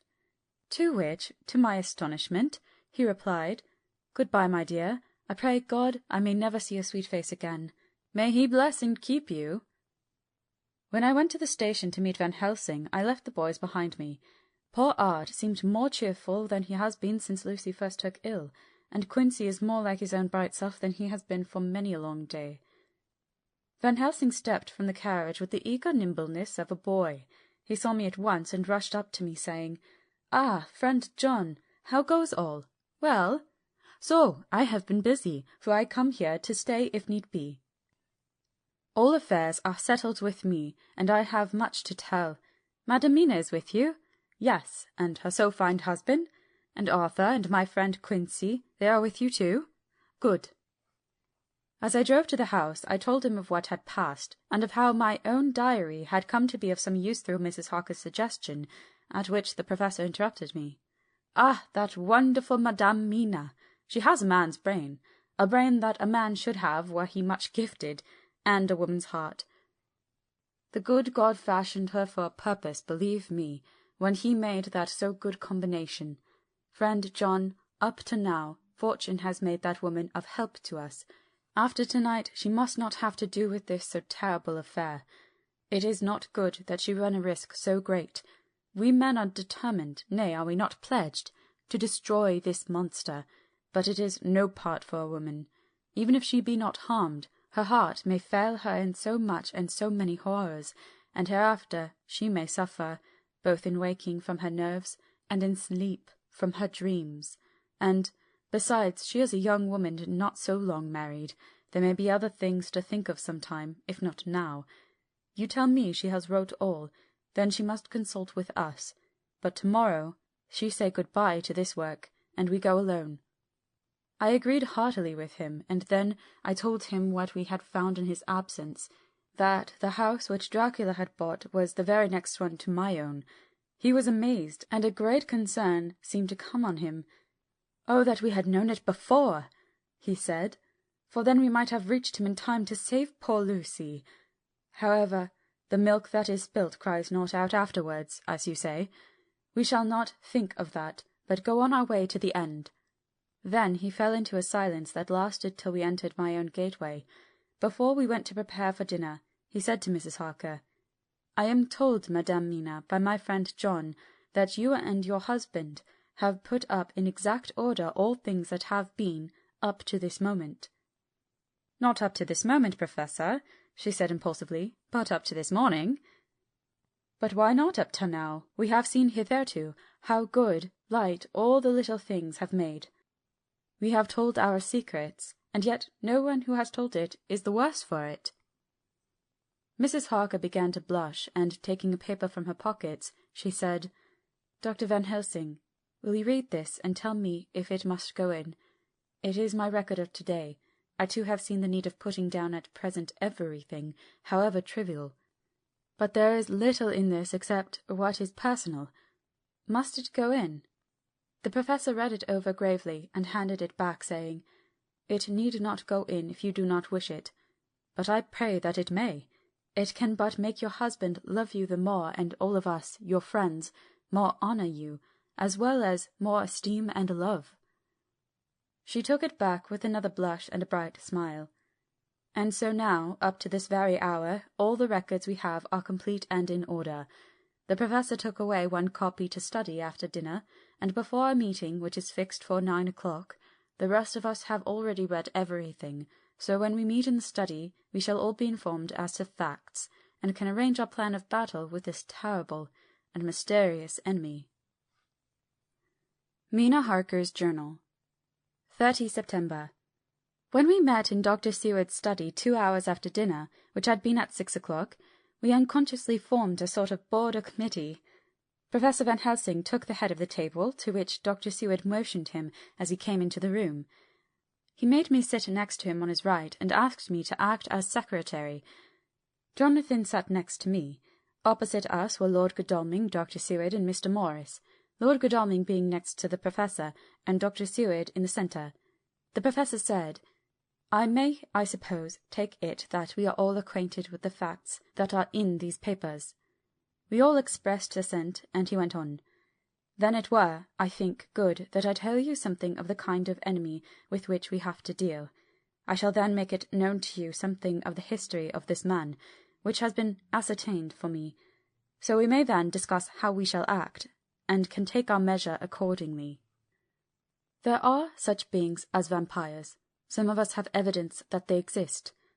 Even had we not the proof of our own unhappy experience, the teachings and the records of the past give proof enough for sane peoples. I admit that at the first I was sceptic, were it not that through long years I have trained myself to keep an open mind. I could not have believed until such time as that fact thunder on my ear. See, I prove. Alas, had I known at the first what I know now, nay, had I even guessed at him, one so precious life had been spared to many of us who did love her. But it is gone, and we must so work that other poor souls perish not whilst we can save. The Nosferatu do not die like the bee when he sting once. He is only stronger, and being stronger, have yet more power to work evil. This vampire, which is amongst us, is of himself so strong in person as 20 men. He is of cunning more than mortal. For his cunning be the growth of ages. He have still the aids of necromancy, which is, as his etymology imply, the divination by the dead, and all the dead that he can come nigh to are for him at command. He is brute, and more than brute.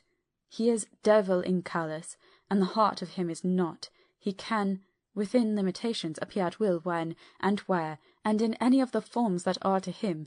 He can, within his range, direct the elements, the storm, the fog, the thunder. He can command all the meaner things, the rat and the owl and the bat, the moth and the fox and the wolf.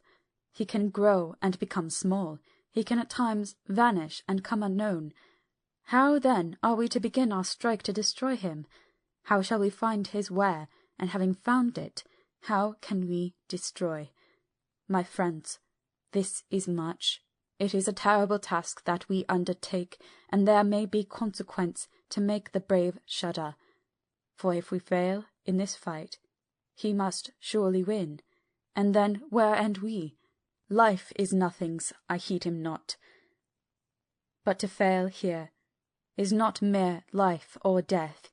It is that we become as him, that we henceforth become foul things of the night like him, without heart or conscience, preying on the bodies and the souls of those we love best. To us for ever are the gates of heaven shut, for who shall open them to us again? We go on for all time abhorred by all, a blot on the face of God's sunshine, an arrow in the side of him who died for man. But we are face to face with duty, and in such case must we shrink? For me, I say no.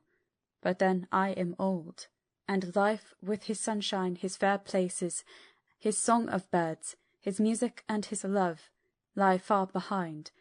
You others are young. Some have seen sorrow, but there are fair days yet in store. What say you?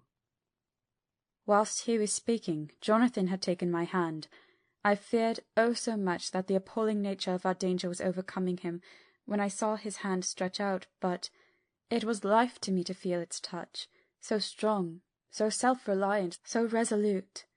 A brave man's hand can speak for itself. It does not even need a woman's love to hear its music. When the professor had done speaking, my husband looked in my eyes, and I in his. There is no need for speaking between us. I answer for Mina and myself, he said. Count me in, Professor, said Mr. Quincy Morris, laconically as usual. I am with you, said Lord Godalming, for Lucy's sake, if for no other reason. Dr. Seward simply nodded. The professor stood up and, after laying his golden crucifix on the table, held out his hand on either side. I took his right hand, and Lord Godalming his left. Jonathan held my right with his left and stretched across to Mr. Morris.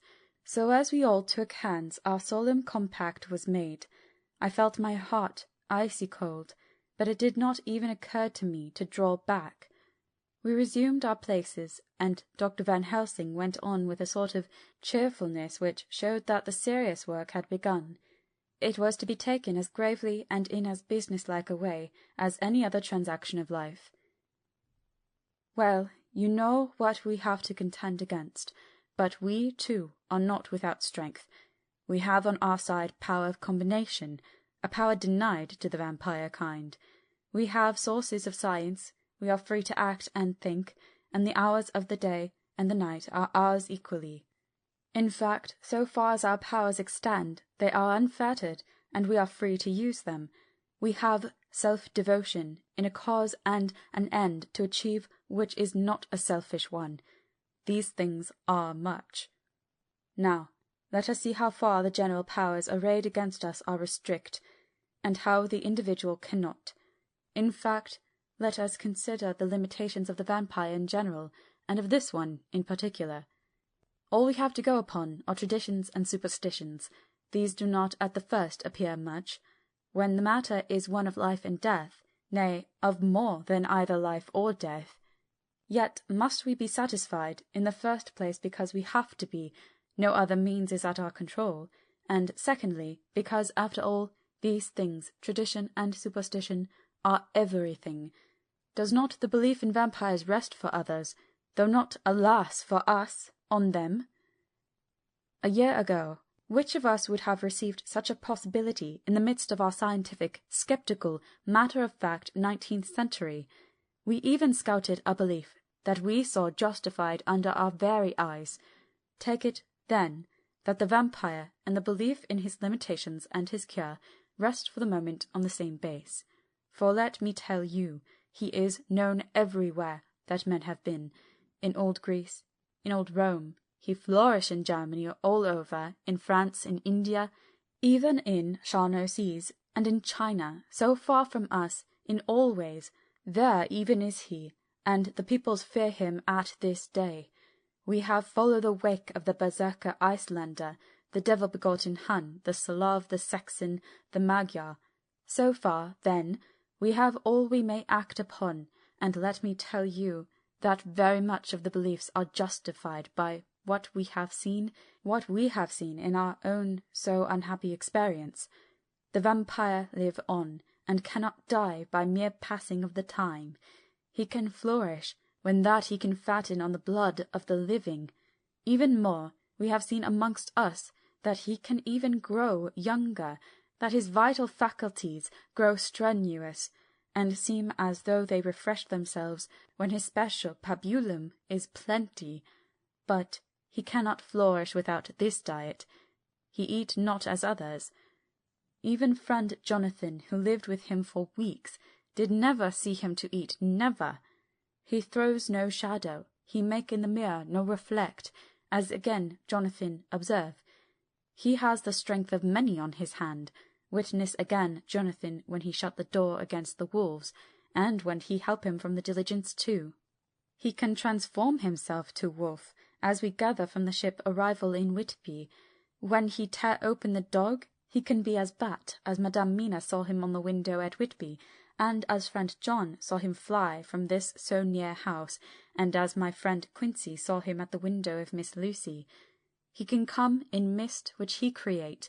That noble ship's captain proved him of this, but, from what we know, the distance he can make of this mist is limited, and can only be round himself.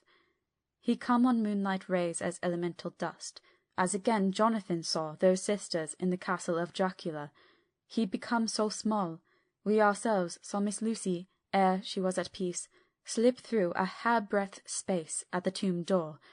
He can, when once he find his way, come out from anything or into anything, no matter how close it be bound or even fussed up with fire, solder you call it. He can see in the dark, no small power this, in a world which is one half shut from the light. Ah, but hear me though. He can do all these things, yet he is not free. Nay, he is even more prisoner than the slave of the galley, than the madman in his cell. He cannot go where he lists. He who is not of nature has yet to obey some of nature's laws. Why, we know not. He may not enter anywhere at the first, unless there be some one of the household who bid him to come, though afterwards he can come as he please. His power ceases, as does that of all evil things at the coming of the day. Only at certain times can he have limited freedom. If he be not at the place whither he is bound, he can only change himself at noon, or at exact sunrise or sunset. These things we are told, and in this record of ours we have proof by inference. Thus, whereas he can do as he will within his limit, when he have his earth home, his coffin home, his hell home, the place unhallowed, as we saw when we went to the grave of the suicide at Whitby, still, at other time, he can only change when the time come. It is said, too, that he can only pass running water at the slack or the flood of the tide. Then there are things which so afflict him that he has no power, as the garlic that we know of, and as for things sacred, as this symbol, my crucifix, that was amongst us even now when we resolve, to them he is nothing. But in their presence he takes his place far off and silent with respect. There are others too, which I shall tell you of, lest in our speaking we may need them. The branch of wild rose on his coffin keep him that he move not from it. A sacred bullet fired into the coffin kill him, so that he be true dead. And as for the stake through him, we know already of its peace, or the cut-off head that giveth rest. We have seen it with our own eyes. Thus, when we find the habitation of this man that was, we can confine him to his coffin and destroy him, if we obey what we know. But he is clever. I have asked my friend Arminius of Budapest University to make his record, and, from all the means that are, he tell me of what he has been. He must indeed have been that voivode Dracula who won his name against the Turk over the great river on the very frontier of Turkeyland. If it be so, then he was no common man, for in that time, and for centuries after, he was spoken of as the cleverest and the most cunning, as well as the bravest of the sons of the land beyond the forest. That mighty brain and that iron resolution went with him to his grave, and are even now arrayed against us. The Draculas were, says Arminius, a great and noble race, though now and again were scions, who were held by their covils to have had dealings with the evil one. They learned his secrets in the Skolments, amongst the mountains over Lake Hermanstadt, where the devil claims the 10th scholar as his due. In the records are such words as Stregoica, witch, Ordog, and Pokul, Satan and hell, and in one manuscript this very Dracula is spoken of as vampire, which we all understand too well. There have been from the loins of this very one great man and good woman, and their graves make sacred the earth, where alone this foulness can dwell. For it is not the least of its towers that this evil thing is rooted deep in all good. In soil barren of holy memories it cannot rest. Whilst they were talking, Mr. Morris was looking steadily at the window, and he now got up quietly and went out of the room. There was a little pause, and the Professor went on. "And now we must settle what we do. We have here much data, and we must proceed to lay out our campaign. We know from the inquiry of Jonathan that from the castle to Whitby came 50 boxes of earth, all of which were delivered at Carfax. We also know that at least some of these boxes have been removed. It seems to me that our first step should be to ascertain whether all the rest remain in the house beyond that wall where we look today, or whether any more have been removed. If the latter, we must trace." Here we were interrupted in a very startling way. Outside the house came the sound of a pistol shot. The glass of the window was shattered with a bullet which, ricocheting from the top of the embrasure, struck the far wall of the room. I am afraid I am at heart a coward, for I shrieked out. The men all jumped to their feet. Lord Godalming flew over to the window and threw up the sash. As he did, we heard Mr. Morris's voice without. "Sorry, I fear I've alarmed you. I shall come in and tell you about it." A minute later he came in and said, "It was an idiotic thing for me to do, and I ask your pardon. Mrs. Harker, most sincerely. I fear I must have frightened you terribly, but the fact is that whilst the Professor was talking there came a big bat and sat on the window-sill. I have got such a horror of the damned brutes from recent events that I cannot stand them, and I went out to have a shot, as I have been doing of late evenings whenever I have seen one. You used to laugh at me for it then, Art." "Did you hit it?" asked Dr. Van Helsing. "I don't know, I fancy not, for it flew away into the wood." Without saying any more, he took his seat, and the Professor began to resume his statement. "We must trace each of these boxes, and when we are ready, we must either capture or kill this monster in his lair, or we must, so to speak, sterilize the earth, so that no more he can seek safety in it. Thus, in the end, we may find him in his form of man between the hours of noon and sunset, and so engage with him when he is at his most weak. And now for you, Madame Mina, this night is the end until all be well. You are too precious to us to have such risk. When we part tonight, you no more must question. We shall tell you all in good time. We are men and are able to bear, but you must be our star and our hope, and we shall act all the more free that you are not in the danger such as we are." All the men, even Jonathan, seemed relieved, but it did not seem to me that they should brave danger and perhaps lessen their safety, strength being the best safety, through care of me. But their minds were made up, and, though it was a bitter pill for me to swallow, I could say nothing, save to accept their chivalrous care of me. Mr. Morris resumed the discussion. "As there is no time to lose, I vote we have a look at his house right now. Time is everything with him, and swift action on our part might save another victim." I own that my heart began to fail me when the time for action came so close, but I did not say anything, for I had a greater fear that if I appeared as a drag or a hindrance to their work, they might even leave me out of the councils altogether.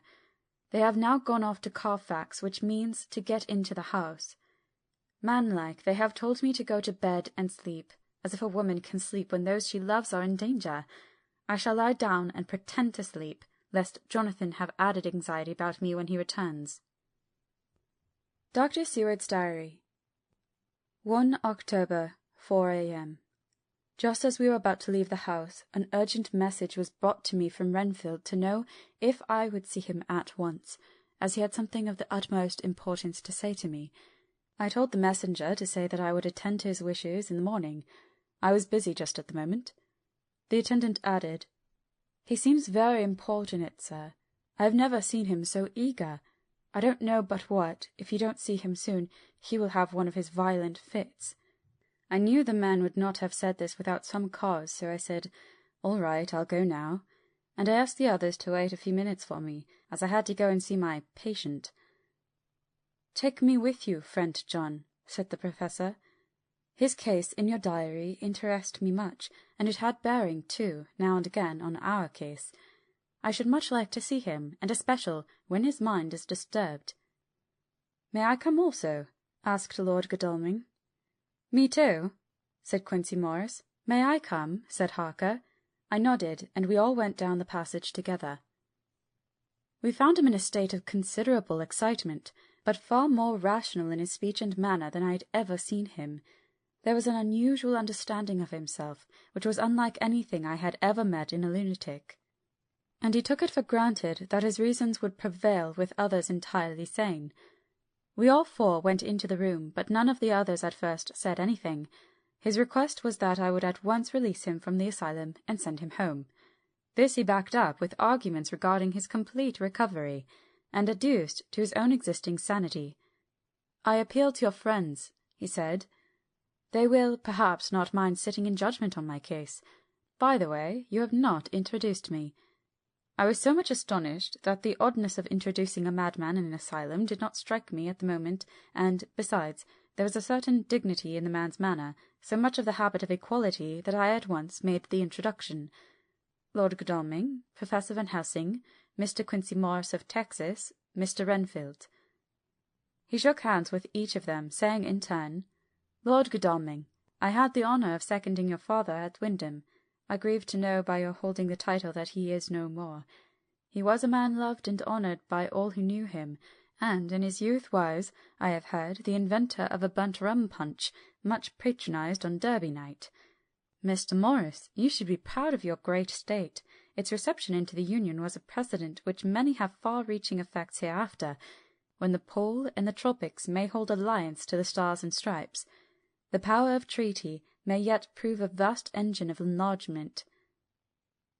When the Monroe Doctrine takes its true place as a political fable, what shall any man say of his pleasure at meeting Van Helsing? Sir, I make no apology for dropping all forms of conventional prefix. When an individual has revolutionized therapeutics by his discovery of the continuous evolution of brain matter, conventional forms are unfitting, since they would seem to limit him to one of a class. You, gentlemen, who by nationality, by heredity, or by the possession of natural gifts, are fitted to hold your respective places in the moving world. I take to witness that I am as sane as at least the majority of men who are in full possession of their liberties, and I am sure that you, Dr. Seward, humanitarian and medico-jurist as well as scientist, will deem it a moral duty to deal with me as one to be considered as under exceptional circumstances. He made this last appeal with a courtly air of conviction which was not without its own charm. I think we were all staggered. For my own part, I was under the conviction, despite my knowledge of the man's character and history, that his reason had been restored, and I felt under a strong impulse to tell him that I was satisfied as to his sanity, and would see about the necessary formalities for his release in the morning. I thought it better to wait, however, before making so grave a statement, for of old I knew the sudden changes to which this particular patient was liable. So I contented myself with making a general statement that he appeared to be improving very rapidly, that I would have a longer chat with him in the morning, and would then see what I could do in the direction of meeting his wishes. This did not at all satisfy him, for he said quickly, "But I fear, Dr. Seward, that you hardly apprehend my wish. I desire to go at once, here, now, this very hour, this very moment, if I may.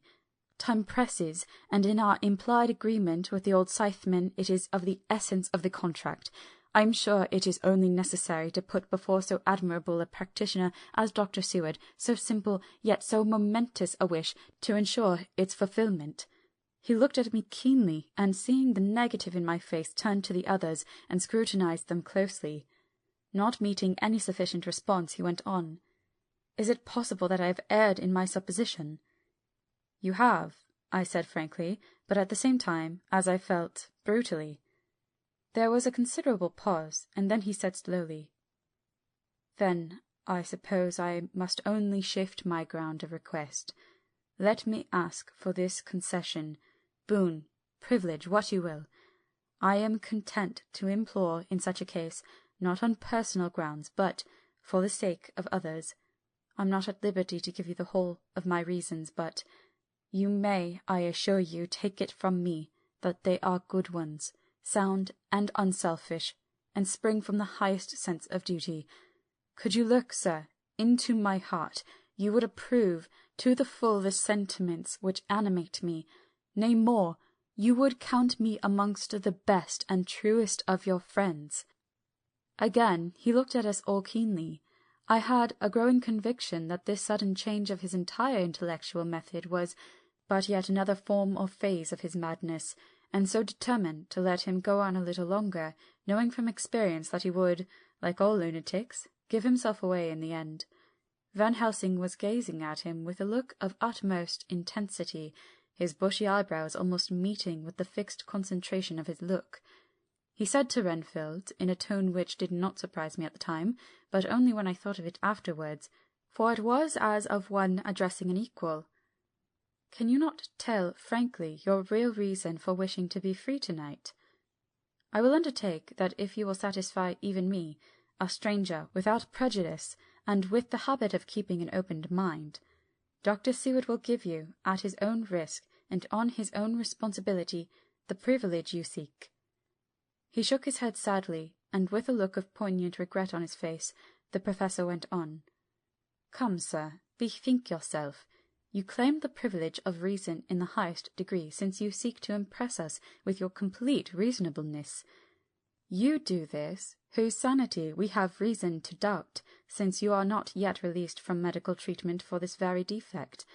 If you will not help us in our efforts to choose the wisest course, how can we perform the duty which you yourself put upon us?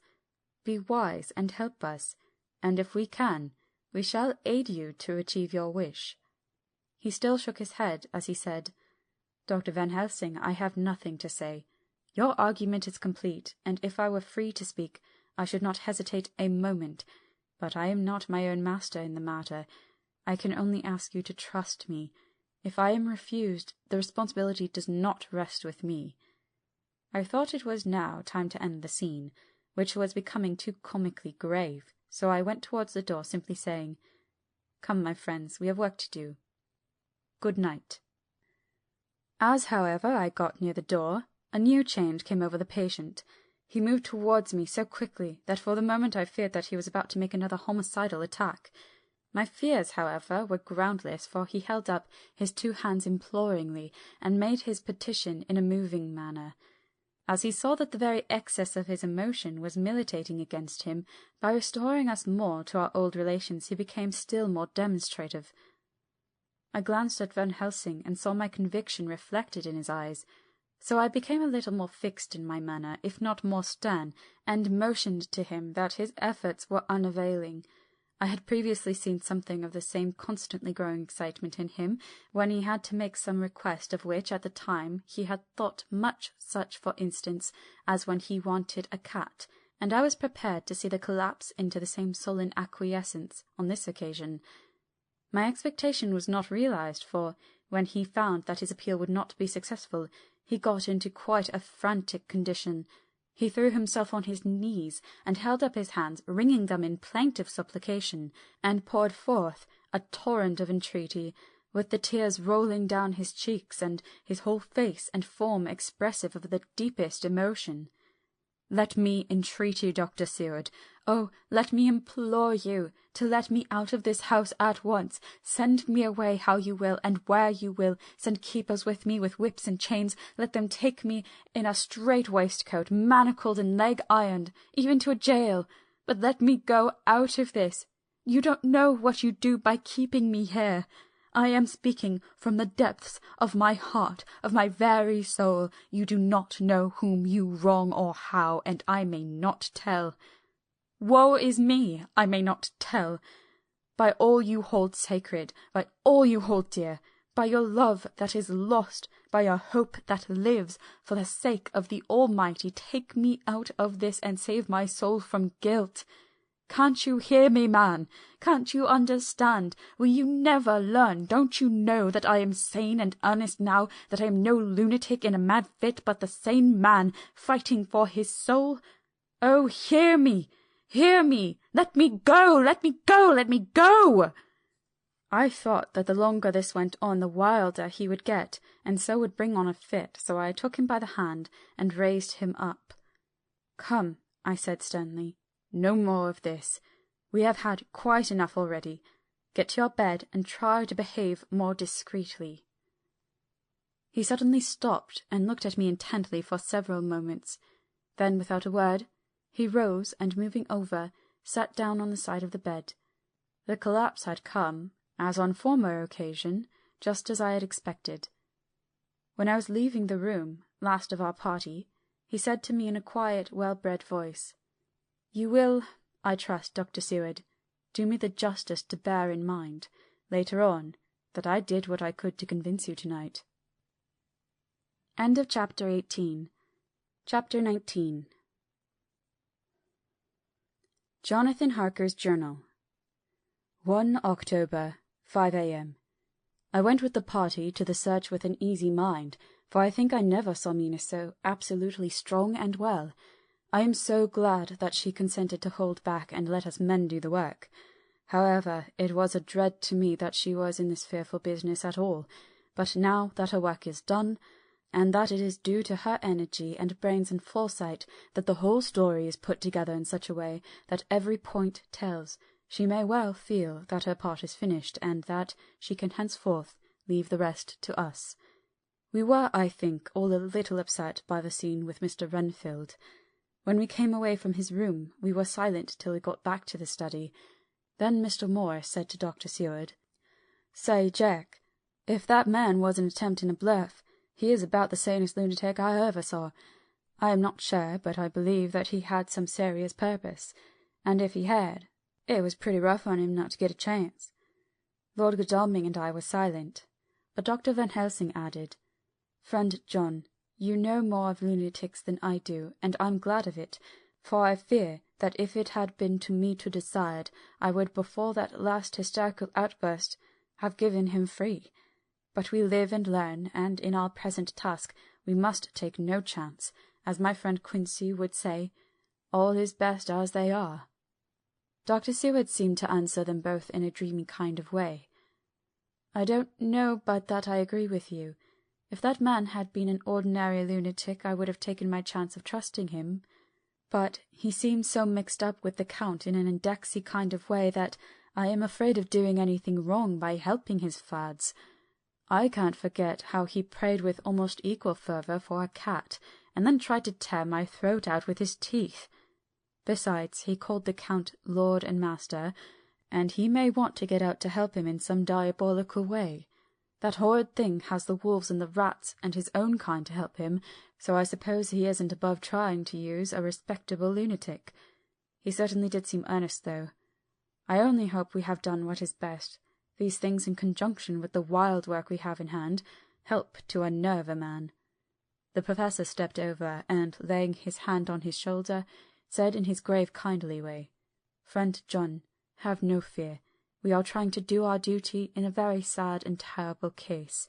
We can only do as we deem best. What else have we to hope for except the pity of the good God?" Lord Godalming had slipped away for a few minutes, but now he returned. He held up a little silver whistle as he remarked, "That old place may be full of rats, and if so, I've got an antidote on call. Having passed the wall, we took our way to the house, taking care to keep in the shadows of the trees on the lawn when the moonlight shone out. When we got to the porch, the Professor opened his bag and took out a lot of things, which he had laid on the step, sorting them into 4 little groups, evidently one for each. Then he spoke. "My friends, we are going into a terrible danger, and we need arms of many kinds. Our enemy is not merely spiritual. Remember that he has the strength of 20 men, and that our necks or our windpipes are of the common kind, and therefore breakable or crushable. His are not amenable to mere strength. A stronger man, or a body of men more strong in all than him, can at certain times hold him, but they cannot hurt him as we can be hurt by him. We must, therefore, guard ourselves from his touch. Keep this near your heart." As he spoke, he lifted a little silver crucifix and held it out to me, I being nearest to him. "Put these flowers round your neck." Here he handed to me a wreath of withered garlic blossoms. "For other enemies more mundane, this revolver and this knife. And for aid in all, these so small electric lamps, which you can fasten to your breast. And for all, and above all, at last, this, which we must not desecrate needless." This was a portion of sacred wafer, which he put in an envelope and handed to me. Each of the others was similarly equipped. "Now," he said, "friend John, where are the skeleton keys? If so that we can open the door, we need not break house by the window, as before at Miss Lucy's." Dr. Seward tried 1 or 2 skeleton keys, his mechanical dexterity as a surgeon standing him in good stead. Presently he got one to suit. After a little play back and forward, the bolt yielded, and, with a rusty clang, shot back. We pressed on the door. The rusty hinges creaked, and it slowly opened. It was startlingly like the image conveyed to me in Dr. Seward's diary of the opening of Miss Westenra's tomb. I fancy that the same idea seemed to strike the others, for with one accord they shrank back. The Professor was the first to move forward, and stepped into the open door. "In manus tuas, Domine," he said, crossing himself as he passed over the threshold. We closed the door behind us, lest when we should have lit our lamps we should possibly attract attention from the road. The Professor carefully tried the lock, lest we might not be able to open it from within should we be in a hurry, making our exit. Then we all lit our lamps and proceeded on our search. The light from the tiny lamps fell in all sorts of odd forms, as the rays crossed each other, or the opacity of our bodies threw great shadows. I could not for my life get away from the feeling that there was someone else amongst us.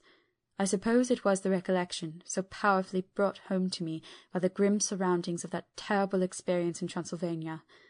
I think the feeling was common to us all, for I noticed that the others kept looking over their shoulders at every sound and every new shadow, just as I felt myself doing. The whole place was thick with dust. The floor was seemingly inches deep, except where there were recent footsteps, in which, on holding down my lamp, I could see marks of hobnails where the dust was cracked. The walls were fluffy and heavy with dust, and in the corners were masses of spiders' webs whereon the dust had gathered till they looked like old tattered rags, as the weight had torn them partly down. On the table in the hall was a great bunch of keys, with a time-yellowed label on each. They had been used several times, for on the table were several similar rents in the blankets of dust, similar to that exposed when the Professor lifted them. He turned to me and said, "You know this place, Jonathan. You have copied maps of it, and you know it at least more than we do. Which is the way to the chapel?"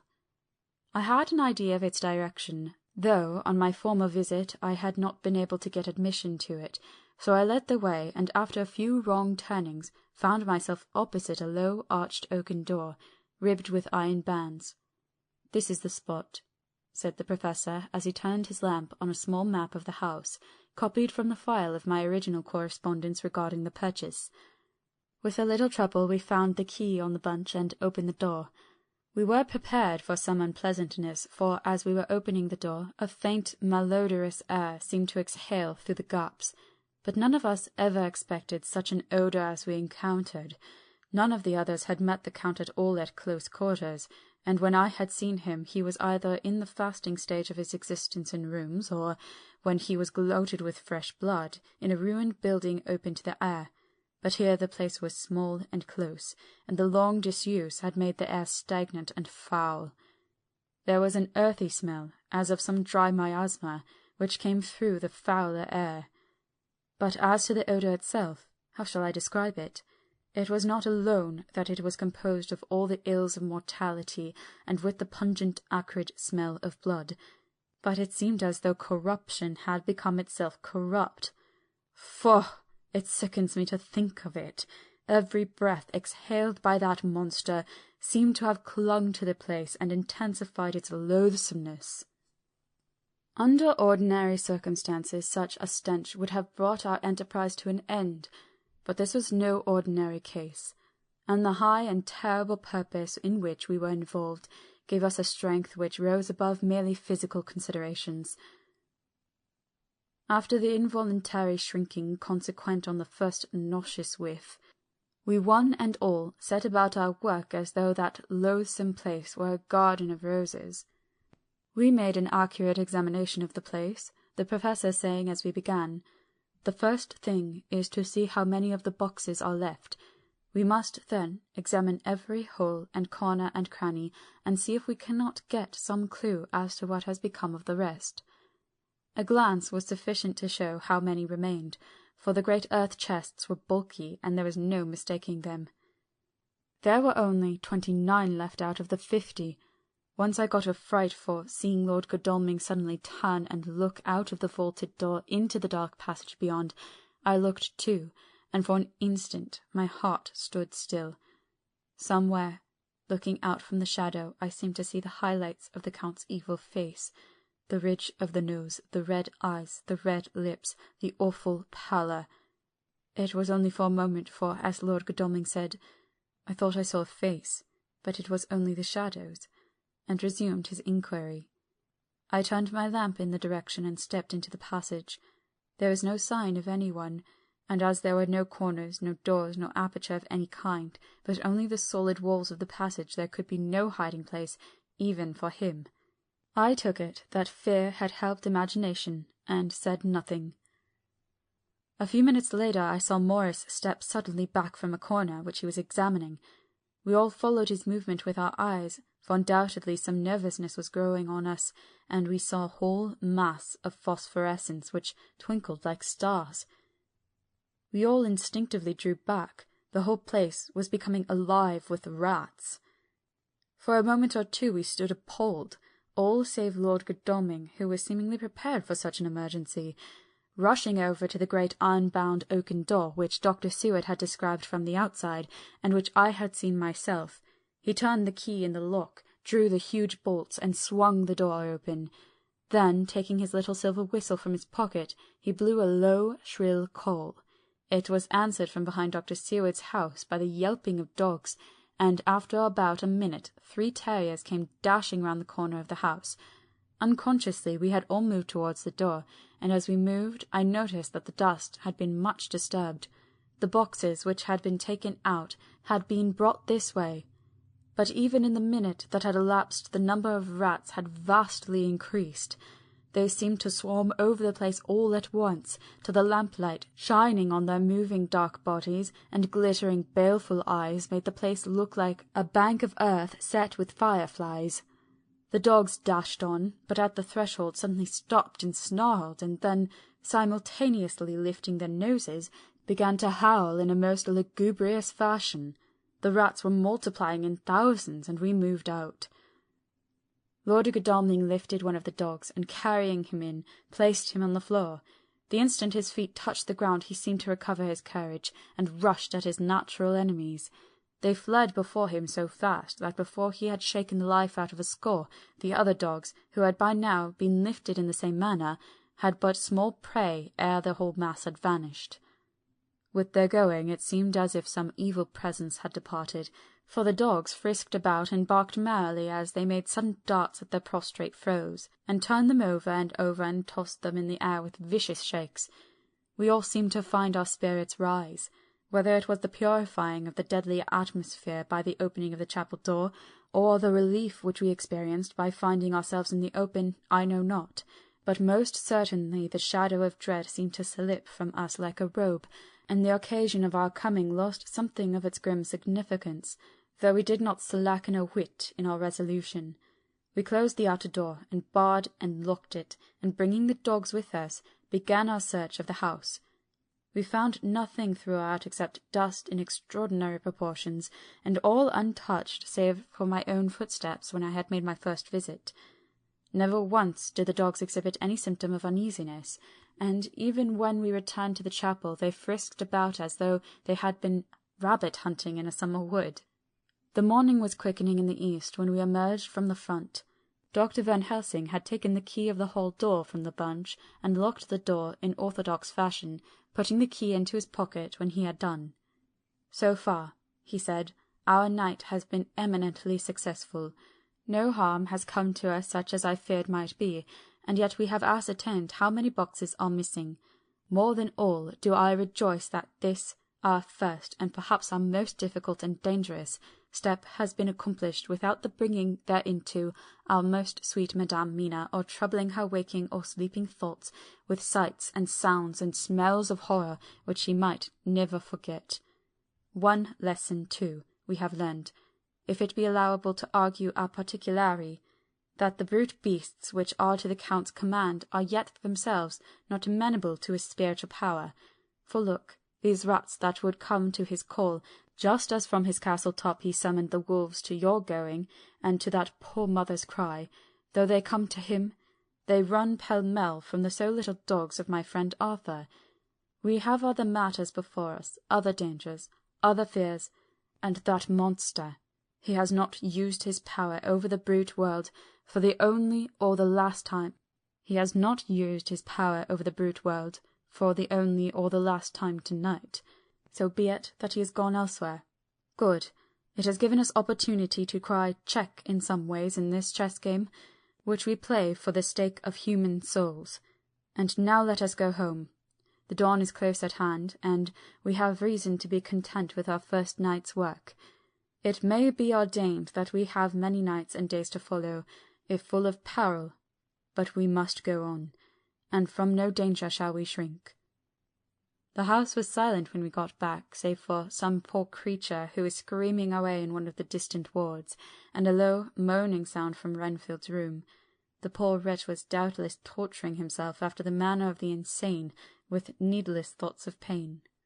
I came tiptoe into our own room, and found Mina asleep, breathing so softly that I had to put my ear down to hear it. She looks paler than usual. I hope the meeting tonight has not upset her. I am truly thankful that she is to be left out of our future work, and even of our deliberations. It is too great a strain for a woman to bear. I did not think so at first, but I know better now. Therefore I am glad that it is settled. There may be things which would frighten her to hear, and yet to conceal them from her might be worse than to tell her if once she suspected that there was any concealment. Henceforth our work is to be a sealed book to her, till at least such time we can tell her that all is finished, and the earth free from a monster of the netherworld. I dare say it will be difficult to begin to keep silence after such confidence as ours. But I must be resolute, and tomorrow I shall keep dark over tonight's doings, and shall refuse to speak of anything that has happened. I rest on the sofa so as not to disturb her. 1st October. Later. I suppose it was natural that we should have all overslept ourselves, for the day was a busy one, and the night had no rest at all. Even Mina must have felt its exhaustion, for, though I slept till the sun was high, I was awake before her, and had to call 2 or 3 times before she awoke. Indeed, she was so sound asleep that for a few seconds she did not recognize me, but looked at me with a sort of blank terror as one who has been waked out of a bad dream. She complained a little of being tired, and I let her rest till later in the day. We now know of 21 boxes having been removed, and if it be that several were taken in any of those removals, we may be able to trace them all. Such will, of course, immensely simplify our labour, and the sooner the matter is attended to, the better. I shall look up Thomas Snelling today. Dr. Seward's Diary. 1st October. It was towards noon when I was awakened by the Professor walking into my room. He was more jolly and cheerful than usual, and it is quite evident that last night's work has helped to take some of the brooding weight off his mind. After going over the adventure of the night, he suddenly said, "Your patient interests me much. May it be that with you I visit him this morning? Or, if that you are to occupy, I can go alone if it may be. It is a new experience to me to find a lunatic who talk philosophy, and reason so sound." I had some work to do which pressed, so I told him that if he would go alone, I would be glad, as then I should not have to keep him waiting. So I called an attendant and gave him the necessary instructions. Before the Professor left the room, I cautioned him against getting any false impression from my patient. "But," he answered, "I want him to talk of himself and his delusion as to consuming live things. He said to Madame Mina, as I see in your diary of yesterday, that he had once such a belief. Why do you smile, friend John?" "Excuse me," I said, "but the answer is here." I laid my hand on the typewritten matter. "When our sane and learned lunatic made that very statement of how he used to consume life, his mouth was actually nauseous with the flies and spiders which he had eaten just before Mrs. Harker entered the room." Van Helsing smiled in turn. "Good," he said. "Your memory is true, friend John. I should have remembered. And yet it is this very obliquity of thought and memory which makes mental disease such a fascinating study. Perhaps I may gain more knowledge out of the folly of this madman than I shall from the teaching of the most wise. Who knows?" I went on with my work, and before long was through that in hand. It seemed that the time had been very short indeed, but there was Van Helsing back in the study. "Do I interrupt?" he asked politely as he stood at the door. "Not at all," I answered. "Come in. My work is finished, and I am free. I can go with you now if you like." "It is needless. I have seen him." "Well?" "I fear that he does not appraise me at much. Our interview was short. When I entered his room he was sitting on a stool in the centre with his elbows on his knees, and his face was the picture of sullen discontent. I spoke to him as cheerfully as I could, and with such a measure of respect as I could assume. He made no reply whatever. "Don't you know me?" I asked. His answer was not reassuring. "I know you well enough. You are the old fool Van Helsing. I wish you would take yourself and your idiotic brain theories somewhere else. Damn all thick-headed Dutchmen." Not a word more would he say, but sat in his implacable sullenness as indifferent to me as though I had not been in the room at all. Thus departed for a time my chance of much learning from this so clever lunatic. So I shall go, if I may, and cheer myself with a few happy words with that sweet soul, Madame Mina. Friend John, it does rejoice me unspeakable that she is no more to be pained, no more to be worried with our terrible things. Though we shall much miss her help, it is better so." "I agree with you with all my heart," I answered earnestly, for I did not want him to weaken in this matter. "Mrs. Harker is better out of it. Things are quite bad enough for us, all men of the world, and who have been in many tight places in our time. But it is no place for a woman, and if she had remained in touch with the affair, it would in time infallibly have wrecked her." So Van Helsing has gone to confer with Mrs. Harker, and Harker, Quincy and Art are all out following up the clues as to the earth boxes. I shall finish my round of work, and we shall meet tonight. Mina Harker's Journal. 1st October. It is strange to me to be kept in the dark as I am today, after Jonathan's full confidence for so many years, to see him manifestly avoid certain matters, and those the most vital of all. This morning I slept late after the fatigues of yesterday, and though John was late too, he was the earlier. He spoke to me before he went out, never more sweetly or tenderly, but he never mentioned a word of what had happened in the visit to the Count's house, and yet he must have known how terribly anxious I was. Poor dear fellow, I suppose it must have distressed him even more than it did me. They all agreed that it was best that I should not be drawn further into this awful work, and I acquiesced. But to think that he keeps anything from me! And now I am crying like a silly fool when I know it comes from my husband's great love, and from the good wishes of those other strong men. That has done me good. Well, some day Jonathan would tell me all, and lest it should ever be that he should think for a moment that I kept anything from him, I still keep my journal as usual. Then, if he has feared of my trust, I shall show it to him, with every thought of my heart put down for his dear eyes to read.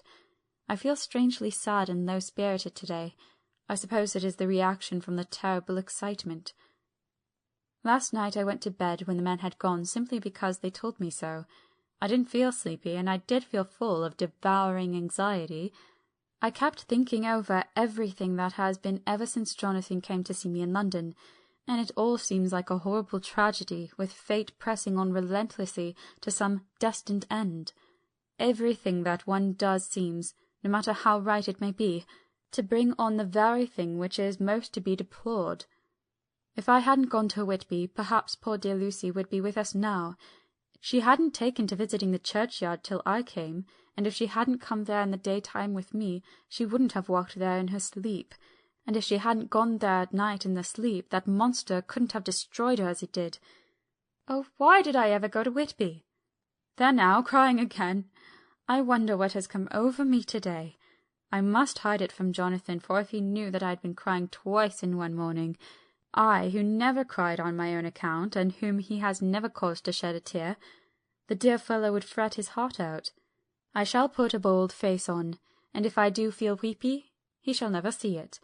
I suppose it is one of the lessons that we poor women have to learn. I can't quite remember how I fell asleep last night. I remember hearing the sudden barking of the dogs, and a lot of queer sounds, like praying on the very tumultuous scale, from Mr. Renfield's room, which is somewhere under this, and then there was silence over everything, silence so profound that it startled me, and I got up and looked out of the window. All was dark and silent, the black shadows thrown by the moonlight seeming full of a silent mystery of their own. Not a thing seemed to be stirring, but all to be grim and fixed as death or fate, so that a thin streak of white mist, that crept with almost imperceptible slowness across the grass towards the house, seemed to have a sentience and a vitality of its own. I think that the discretion of my thoughts must have done me good, for when I got back to bed I found a lethargy creeping over me. I lay a while, but could not quite sleep, so I got out and looked out of the window again. The mist was spreading, and was now close up to the house, so that I could see it lying thick against the wall, as though it were stealing up to the windows. The poor man was more loud than ever, and though I could not distinguish a word he said, I could in some way recognize his tones, some passionate entreaty on his part. Then there was the sound of a struggle, and I knew that the attendants were dealing with him. I was so frightened that I crept into bed, and pulled the clothes over my head, putting my fingers in my ears. I was not then a bit sleepy, at least so I thought, but I must have fallen asleep, for, except my dreams, I do not remember anything until the morning, when Jonathan woke me. I think that it took me an effort and a little time to realize where I was, and that it was Jonathan who was bending over me. My dream was very peculiar, and was almost typical of the way that waking thoughts become merged in or continued in dreams. I thought that I was asleep, and waiting for Jonathan to come back. I was very anxious about him, and I was powerless to act. My feet and my hands and my brain were weighted so that nothing could proceed at the usual pace. So I slept uneasily and thought. Then it began to dawn upon me that the air was heavy and dank and cold. I put back the clothes from my face and found, to my surprise, that all was dim around. The gaslight which I had left lit for Jonathan, but turned down, came only like a tiny red spark through the fog, which had evidently grown thicker and poured into the room. Then it occurred to me that I had shut the window before I had come to bed. I would have got out to make certain on the point, but some leaden lethargy seemed to chain my limbs and even my will. I lay still and endured. That was all. I closed my eyes, but could still see through my eyelids. It is wonderful what tricks our dreams play on us, and how conveniently we can imagine. The mist grew thicker and thicker, and I could see now how it came in, for I could see it like smoke, or with the white energy of boiling water, pouring in not through the window, but through the joinings of the door. It got thicker and thicker till it seemed as if it became concentrated into a sort of pillar of cloud in the room, through the top of which I could see the light of the gas shining like a red eye. Things began to whirl through my brain just as the cloudy column was now whirling in the room, and through it all came the scriptural words, "A pillar of cloud by day and of fire by night." Was it indeed some spiritual guidance that was coming to me in my sleep? But the pillar was composed of both the day and the night guiding, for the fire was in the red eye, which at the thought got a new fascination for me, till, as I looked, the fire divided, and it seemed to shine on me through the fog like two red eyes, such as Lucy told me of in a momentary mental wandering, when, on the cliff, the dying sunlight struck the windows of St. Mary's Church. Suddenly the horror burst upon me that it was thus that Jonathan had seen those awful women growing into a reality through the rolling mist in the moonlight, and in my dream I must have fainted, for all became black darkness. The last conscious effort which imagination made was to show me a livid white face bending over me out of the mist. I must be careful of such dreams, for they would unseat one's reason if there were too much of them. I would get Dr. Van Helsing or Dr. Seward to prescribe something for me which would make me sleep, only that I feared to alarm them. Such a dream at the present time would become woven into the fears for me. Tonight I shall strive hard to sleep naturally. If I do not, I shall tomorrow night get them to give me a dose of chloral. That cannot hurt me for once, and it will give me a good night's sleep. Last night tired me more than if I had not slept at all. 2 October, 10 p.m. Last night I slept, but did not dream. I must have slept soundly, for I was not waked by Jonathan coming to bed, but the sleep has not refreshed me, for today I feel terribly weak and spiritless. I spent all yesterday trying to read or lying down dozing. In the afternoon Mr. Renfield asked if he might see me. Poor man, he was very gentle, and when I came away he kissed my hand and bade God bless me. Some way it affected me much. I am crying when I think of him. This is a new weakness, of which I must be careful. Jonathan would be miserable if he knew I had been crying.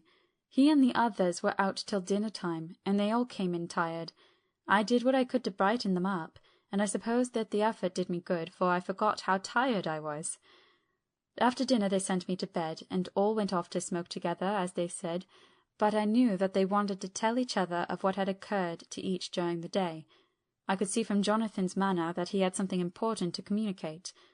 I was not so sleepy as I should have been, so before they went I asked Dr. Seward to give me a little opiate of some kind, as I had not slept well the night before. He very kindly made me up a sleeping draught, which he gave to me, telling me that it would do me no harm, as it was very mild. I have taken it, and am waiting for sleep, which still keeps aloof. I hope I have not done wrong, for as sleeps begin to flirt with me, a new fear comes, that I may have been foolish in thus depriving myself of the power of waking. I might want it. Here comes sleep. Good night. End of Chapter 19. Chapter 20. Jonathan Harker's Journal. 1 October, evening. I found Thomas Snelling in his house at Bethnal Green, but unhappily he was not in a condition to remember anything. The very prospect of beer, which my expected coming had opened to him, had proved too much, and he had begun too early on his expected debauch. I learned, however, from his wife, who seemed a decent poor soul, that he was only the assistant to Smollett, who of the two mates was the responsible person. So off I drove to Walworth, and found Mr. Joseph Smollett at home, and in his shirt-sleeves, taking a late tea out of a saucer. He is a decent, intelligent fellow, distinctly a good, reliable type of workman, with a headpiece of his own. He remembered all about the incident of the boxes, and from a wonderful dog's-eared note-book, which he produced from some mysterious receptacle about the seat of his trousers, and which had hieroglyphical entries in the thick, half-obliterated pencil, he gave me the destinations of the boxes. There were, he said, 6 in the cartload which he took from Carfax, and left at 197 Chicksand Street, Mile End, Newtown, and another 6 which he deposited at Jamaica Lane, Bermondsey. If then the Count meant to scatter these ghastly refuges of his over London, these places were chosen as the first of delivery, so that later he might distribute more fully. The systematic manner in which this was done made me think that he could not mean to confine himself to 2 sides of London. He was now fixed on the far east of the northern shore, on the east of the southern shore, and on the south. The north and west were surely never meant to be left out of his diabolical scheme, let alone the city itself and the very heart of fashionable London in the south-west and west. I went back to Smollett and asked him if he could tell us if any other boxes had been taken from Carfax. He replied, "Well, governor, you've treated me very handsome. I had given him half a sovereign, and I tell you all I know. I heard a man by the name of Bloxham say 4 nights ago, in the Hare and Hounds in Pincher's Alley, as how he and his mate had had a rare dusty job in an old house in Perfect. There ain't a many of such jobs as this here, and I'm thinking that maybe Sam Bloxham could tell you summat." I asked if he could tell me where to find him. I told him that if he could get me the address it would be worth another half-sovereign to him. So he gulped down the rest of his tea and stood up, saying that he was going to begin the search then and there. At the door he stopped and said, "Look here, governor, there ain't no sense in me a-keeping you here. I may find Sam soon or I mayn't, but anyhow he ain't like to be in a way to tell ye much tonight. Sam is a rare one when he starts on the booze. If you can give me an envelope with a stamp on it, and put your address on it, I'll find out where Sam is to be found and post it to you tonight. But you'd better be up arter soon in the morning, or maybe you won't catch him. For Sam gets off main early, never mind the booze the night afore." This was all practical, so one of the children went off with a penny to buy an envelope and a sheet of paper, and to keep the change. When she came back, I addressed the envelope and stamped it, and when Smollett had again faithfully promised to post the address when found, I took my way home. We're on the track anyhow. I am tired tonight, and want to sleep. Mina is fast asleep, and looks a little too pale. Her eyes look as though she had been crying. Poor dear, I've no doubt it frets her to be kept in the dark, and it may make her doubly anxious about me and the others. But it is best as it is. It is better to be disappointed and worried in such a way than to have her nerve broken. The doctors were quite right to insist on her being kept out of this dreadful business. I must be firm, for on me this particular burden of silence must rest. I shall not ever enter on the subject with her under any circumstances. Indeed, it may not be a hard task after all, for she herself has become reticent on the subject, and has not spoken of the Count or his doing ever since we told of our decision. 2 October, evening. A long and trying and exciting day. By the first post I got my directed envelope with a dirty scrap of paper enclosed, on which was written with a carpenter's pencil in a sprawling hand, "Sam Bloxham, Corcoran's, 4 Potter's Court, Bartle Street, Walworth. Ask for the Depite." I got the letter in bed, and rose without waking Mina. She looked heavy and sleepy and pale, and far from well. I determined not to wake her, but that, when I should return from this new search, I would arrange for her going back to Exeter. I think she would be happier in her own home, with her daily tasks to interest her, than being here amongst us and in ignorance. I only saw Dr. Seward for a moment, and told him where I was off to, promising to come back and tell the rest so soon as I should have found out anything. I drove to Walworth, and found with some difficulty Potter's Court. Mr. Smollett's spelling misled me, as I asked for Potter's Court instead of Potter's Court. However, when I had found the court, I had no difficulty in discovering Corcoran's lodging-house. When I asked the man who came to the door for the Depite, he shook his head and said, "I'd know him. There ain't no such a person here. I never heard of him in all my bloomin' days. Don't believe there ain't nobody of that kind living here or anywheres." I took out Smollett's letter, and, as I read it, seemed to me that the lesson of the spelling of the name of the court might guide me. "What are you?" I asked. "I'm the deputy," he answered. I saw at once that I was on the right track. Phonetic spelling had again misled me. A half-crown tip put the deputy's knowledge at my disposal, and I learned that Mr. Bloxham, who had slept off the remains of his beer on the previous night at Corcoran's, had left for his work at Poplar at 5 o'clock that morning. He could not tell me where the place of work was situated, but he had a vague idea that it was some kind of a new-fangled warehouse, and with this slender clue I had to start for Poplar. It was 12 o'clock before I got any satisfactory hint of such a building, and this I got at a coffee shop where some workmen were having their dinner. One of these suggested that there was being erected at Cross Angel Street a new cold storage building, and as this suited the condition of a newfangled warehouse, I at once drove to it. An interview with a surly gatekeeper and a surlier foreman, both of whom were appeased with the coin of the realm, put me on the track of Bloxham. He was sent for on my suggesting that I was willing to pay his day's wages to his foreman for the privilege of asking him a few questions on a private matter. He was a smart enough fellow, though rough of speech and bearing. When I had promised to pay for his information and given him an earnest, he told me that he had made 2 journeys between Carfax and a house in Piccadilly, and had taken from his house to the latter 9 great boxes, main heavy ones, with a horse and cart hired by him for this purpose. I asked him if he could tell me the number of the house in Piccadilly, to which he replied, "Well, governor, I forgets the number, but it was only a few doors from a big white church, or something of the kind, but it was only a few doors down from a big white church, or something of the kind, not long built. It was a dusty old house, too, though nothing to the dustiness of the house we took the bloomin' boxes from." "How did you get into the houses if they were both empty?" "There was the old party what engaged me a waiting in the house at Purfleet. He helped me to lift the boxes and put them in the dray. Curse me, but he was the strongest chap I ever struck, and him an old feller, with a white moustache, one that thin you'd think he couldn't throw a shatter." How this phrase thrilled through me! Why, he took up his end of the boxes like they was pounds of tea, and me a puffin' and a blowin' afore I could up-bend mine anyhow, and I'm no chicken either. "How did you get into the house in Piccadilly?" I asked. "He was there too. He must have started off and got there afore me, for when I rung of the bell he came and opened the door hisself and helped me to carry the boxes into the hall." "The whole 9?" I asked. "Yus. There was 5 in the first load and 4 in the second. It was main dry work, and I don't so well remember how I got home." I interrupted him. "Were the boxes left in the hall?"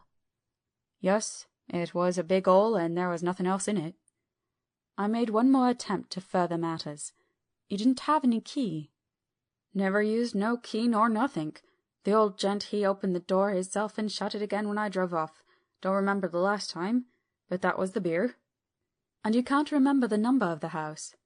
"No, sir, but you needn't have no difficulty about that.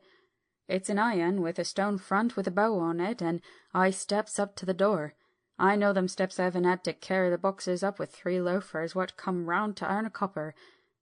The old gent give them shillings, and they seeing they got so much they wanted more, but he took one of them by the shoulder and was like to throw him down the steps till the lot of them went away cussing." I thought that with this description I could find the house, so, having paid my friend for his information, I started off for Piccadilly. I had gained a new painful experience. The Count could, it was evident, handle the earth boxes himself. If so, time was precious, for, now that he had achieved a certain amount of distribution, he could, by choosing his own time, complete the task unobserved. At Piccadilly Circus I discharged my cab and walked westward. Beyond the Junior Constitutional I came across the house described, and was satisfied that this was the next of the layers arranged by Dracula. The house looked as though it had been long untenanted. The windows were encrusted with dust, and the shutters were up. All the framework was black with time, and from the iron the paint had mostly scaled away. It was evident that, up to lately, there had been a large notice-board in front of the balcony. It had, however, been roughly torn away, the uprights which had supported it still remaining. Behind the rails of the balcony I saw that there were some loose boards, whose raw edges looked white. I would have given a good deal to have been able to see the notice-board intact, as it would, perhaps, have given some clue to the ownership of the house. I remembered my experience of the investigation and purchase of Carfax, and I could not but feel that if I could find the former owner, there might be some means discovered of gaining access to the house. There was at present nothing to be learned from the Piccadilly side, and nothing could be done, so I went round to the back to see if anything could be gathered from this quarter. The mews were active, the Piccadilly houses being mostly in occupation. I asked 1 or 2 of the grooms and helpers whom I saw around if they could tell me anything about the empty house. One of them said that it had lately been taken, but he couldn't say from whom. He told me, however, that up to very lately there had been a notice board of "For Sale Up," and that perhaps Mitchell, Sons and Candy, the house agents, could tell me something, as he thought he remembered seeing the name of that firm on the board. I did not wish to seem too eager, or to let my informant know or guess too much, so thanking him in the usual manner, I strolled away. It was now growing dusk, and the autumn night was closing in, so I did not lose any time. Having learned the address of Mitchell, Sons and Candy from a directory at the Berkeley, I was soon at their office in Sackville Street. The gentleman who saw me was particularly suave in manner, but uncommunicative in equal proportion, having once told me that the Piccadilly house, which throughout our interview he called a mansion, was sold. He considered my business as concluded. When I asked who had purchased it, he opened his eyes a thought wider, and paused for a few seconds before replying. "It is sold, sir." "Pardon me," I said with equal politeness, "but I have a special reason for wishing to know who purchased it." Again he paused longer, and raised his eyebrows still more. "It is sold, sir," was again his laconic reply. "Surely," I said, "you do not mind letting me know so much?" "But I do mind," he answered. "The affairs of their clients are absolutely safe in the hands of Mitchell, Sons and Candy." This was manifestly a prig of the first water, and there was no use arguing with him. I thought I had best meet him on his own ground, so I said, "Your clients, sir, are happy in having so resolute a guardian of their confidence. I am myself a professional man." Here I handed him my card. In this instant I am not prompted by curiosity. I act on the part of Lord Godalming, who wishes to know something of the property which was, he understood, lately for sale. These words put a different complexion on affairs. He said, "I would like to oblige you if I could, Mr. Harker, and especially would like to oblige his lordship. We once carried out a small matter of renting some chambers for him when he was the Honourable Arthur Holmwood. If you will let me have his lordship's address, I will consult the house on the subject, and will, in any case, communicate with his lordship by tonight's post. It will be a pleasure if we can so far deviate from our rules as to give the required information to his lordship." I wanted to secure a friend, and did not make an enemy, so I thanked him, gave the address at Dr. Seward's, and came away. It was now dark, and I was tired and hungry. I got a cup of tea at the Aerated Bread Company, and came down to Purfleet by the next train.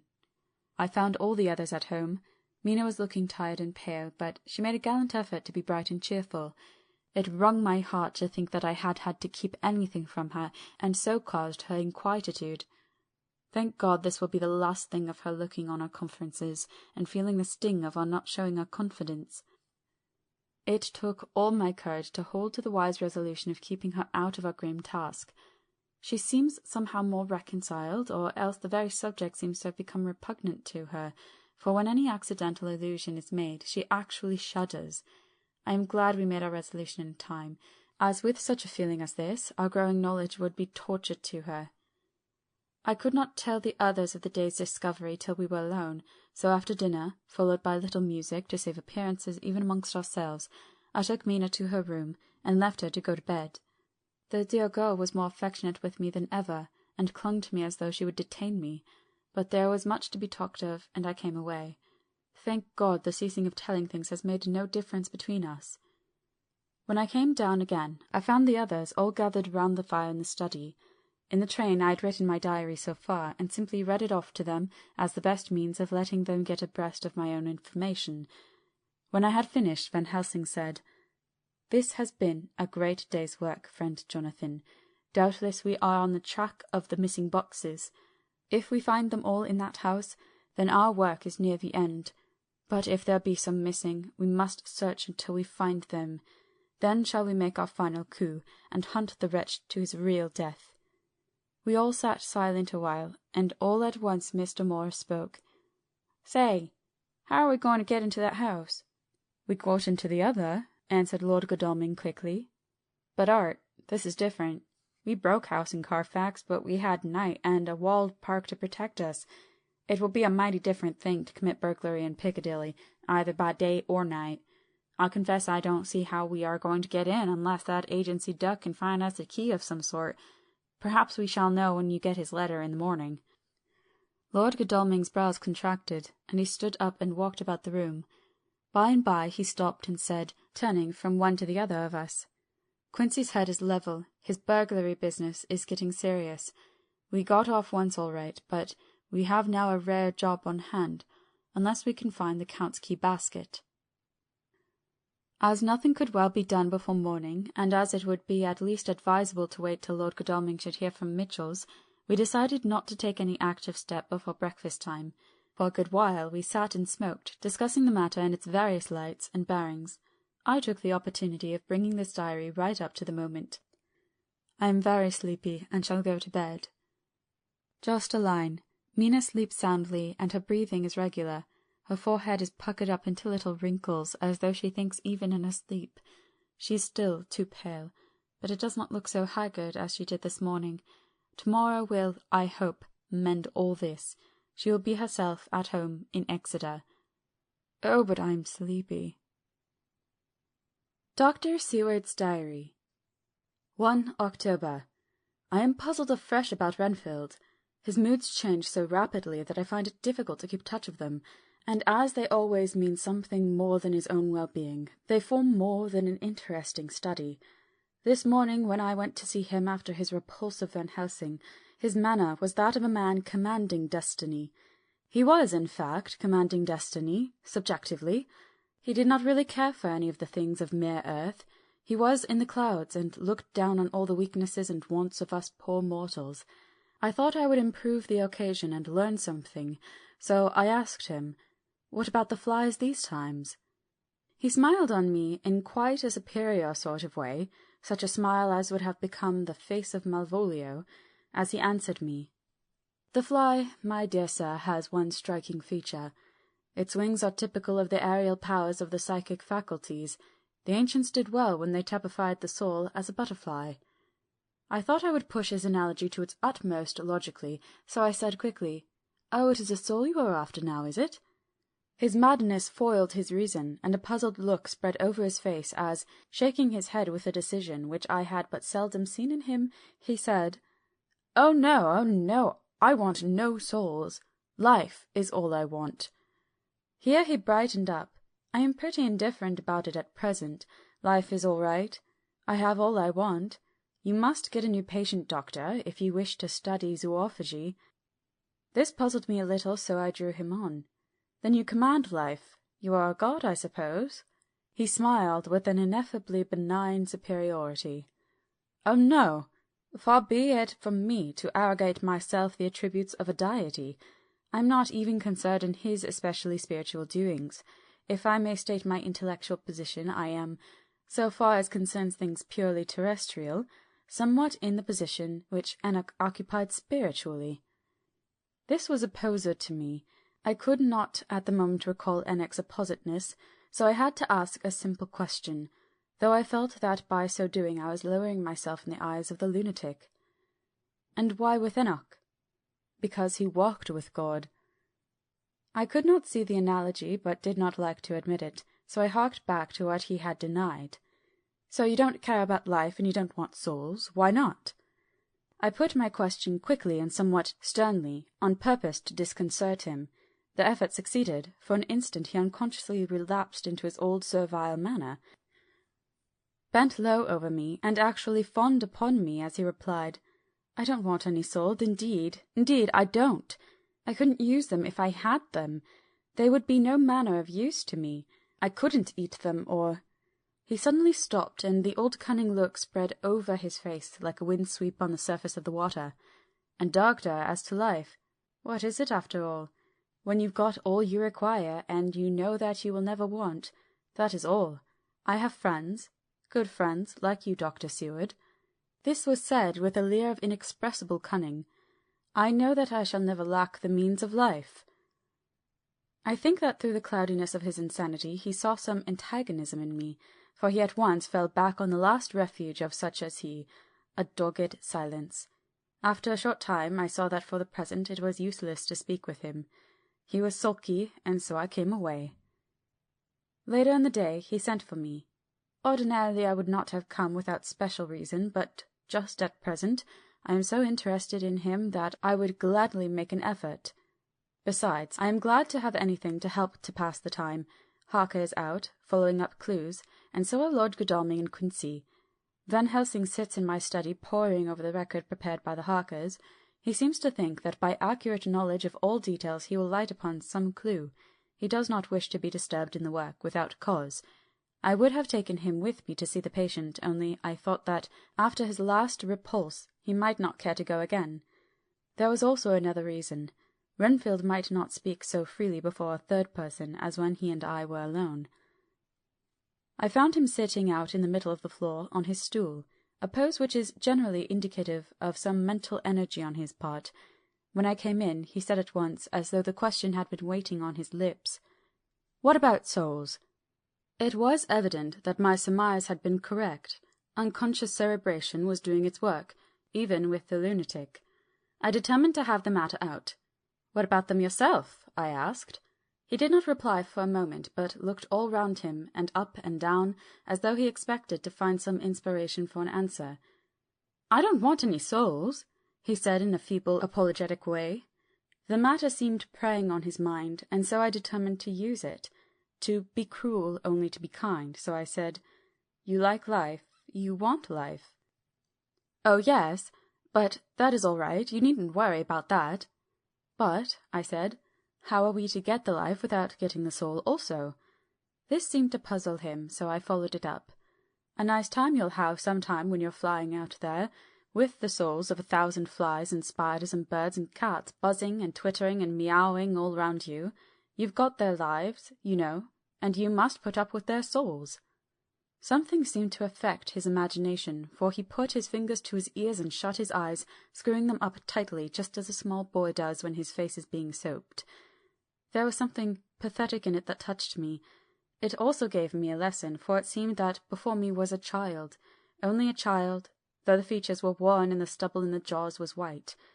It was evident that he was undergoing some process of mental disturbance, and, knowing how his past moods had interpreted things seemingly foreign to himself, I thought I would enter into his mind as well as I could and go with him. The first step was to restore confidence, so I asked him, speaking pretty loud so that he would hear me through his closed ears, "Would you like some sugar to get your flies round again?" He seemed to wake up all at once, and shook his head. With a laugh he replied, "Not much. Flies are poor things, after all." After a pause he added, "But I don't want their souls buzzing round me all the same." "Or spiders," I went on. "Blow spiders! What's the use of spiders? There isn't anything in them to eat or—" He stopped suddenly, as though reminded of a forbidden topic. So, I thought to myself. This is the second time he has suddenly stopped at the word drink. What does it mean? Renfield seemed himself aware of having made a lapse, for he hurried on, as though to distract my attention from it. "I don't take any stock at all in such matters. Rats and mice and such small deer, as Shakespeare has it, chicken feed of the larder, they might be called.